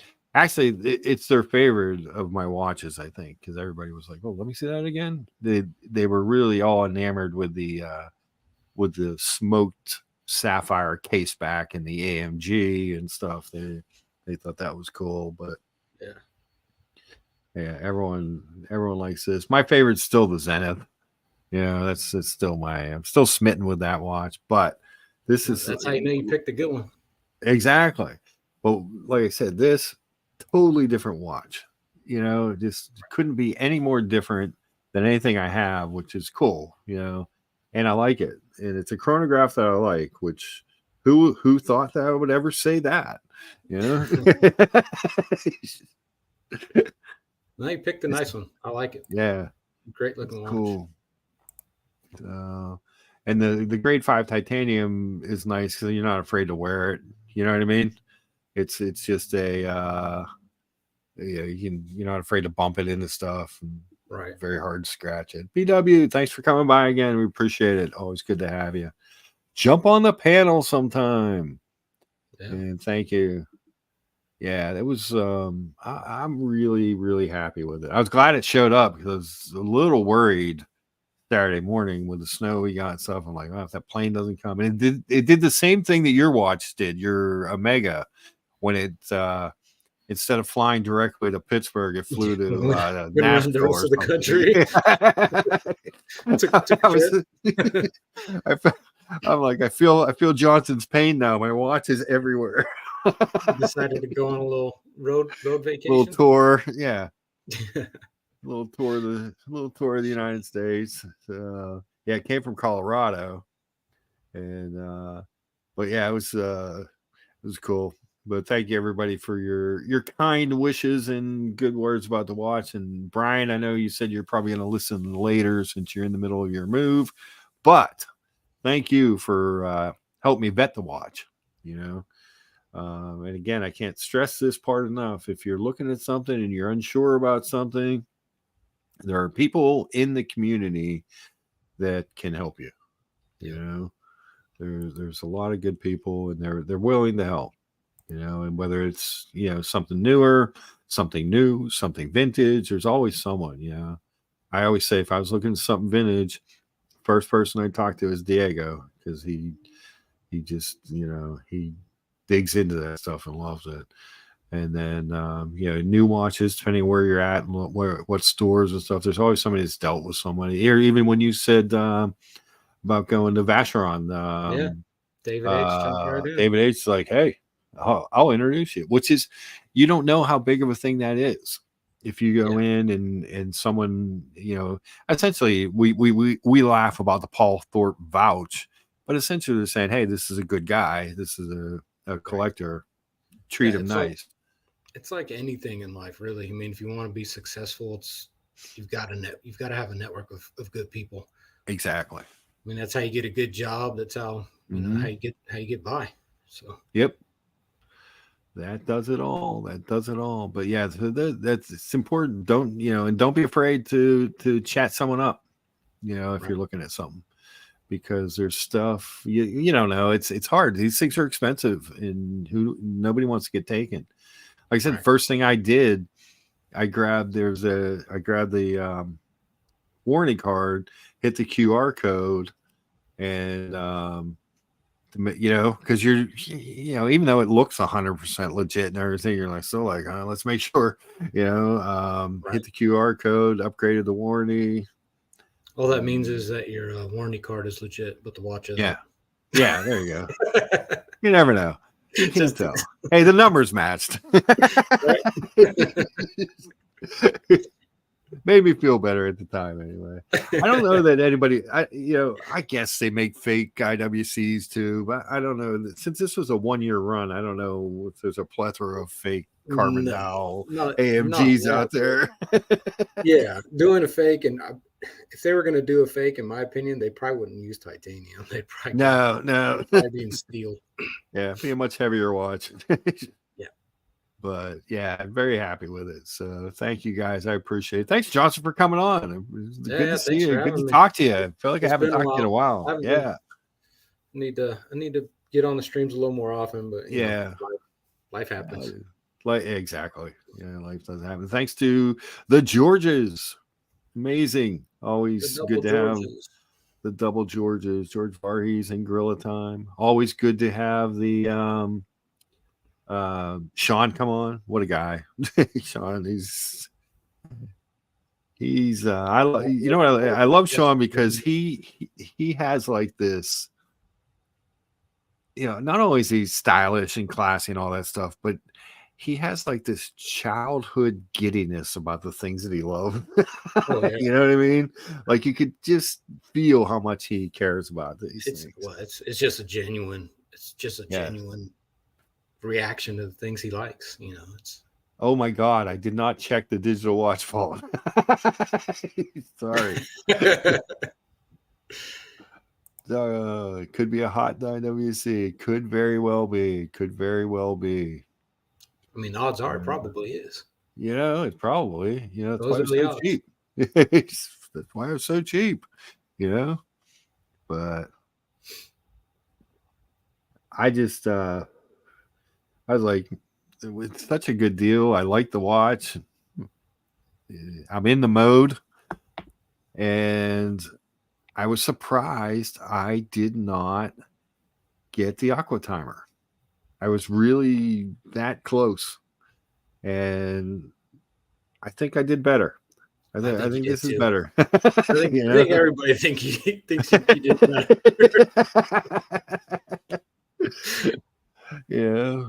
Thomas Burnett says, love the Carbon Dow IWC AMG Pilot's chronograph, Mark. Congratulations on it. Thank you, Thomas.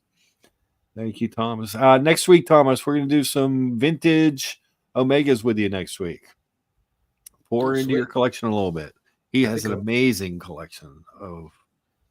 It's blew my. I think I've only seen part of it, and it was just wow. It's just cool stuff, So I'll be tuning in for that. That'd be kind of cool. Something Tim doesn't really do that you should do is maybe just get into the community members, collections. Have them come on, go over it. So that's one of the things we really want to do. I was talking to Dear Artifact about maybe getting like a bunch of people to submit like their favorite watch or maybe 2 watches or something, and put together. Do you remember like ID Guy when he would do those ID Guy live shows? I haven't watched much of his stuff. To be honest, Okay. I don't watch much. Yeah. He used to do these like 3-hour live streams where he would just go through these pictures. Thomas said he might start doing them again. He said he talked to him. But it was fun because one of the things that people like to do with their watch, it's just like me. I want to show people, hey, this is what I got, you know? Right. That's one of the cool things about the hobby. Yeah. It's like, when everybody comes on, does their unboxings, that's part of it. It's like, exactly. Hey, look, this is what I just got. I love the piece and let's check it out together. It's very cool stuff. Yep. So on that note, we are at 3 hours. Johnson, thank you so much. It was good to see you, buddy. Yeah, good to see you as well. Take care of yourself. Thanks Give the wife my best, and we will see you guys next week. We'll hit the Lucha outro because everybody loves Lucha.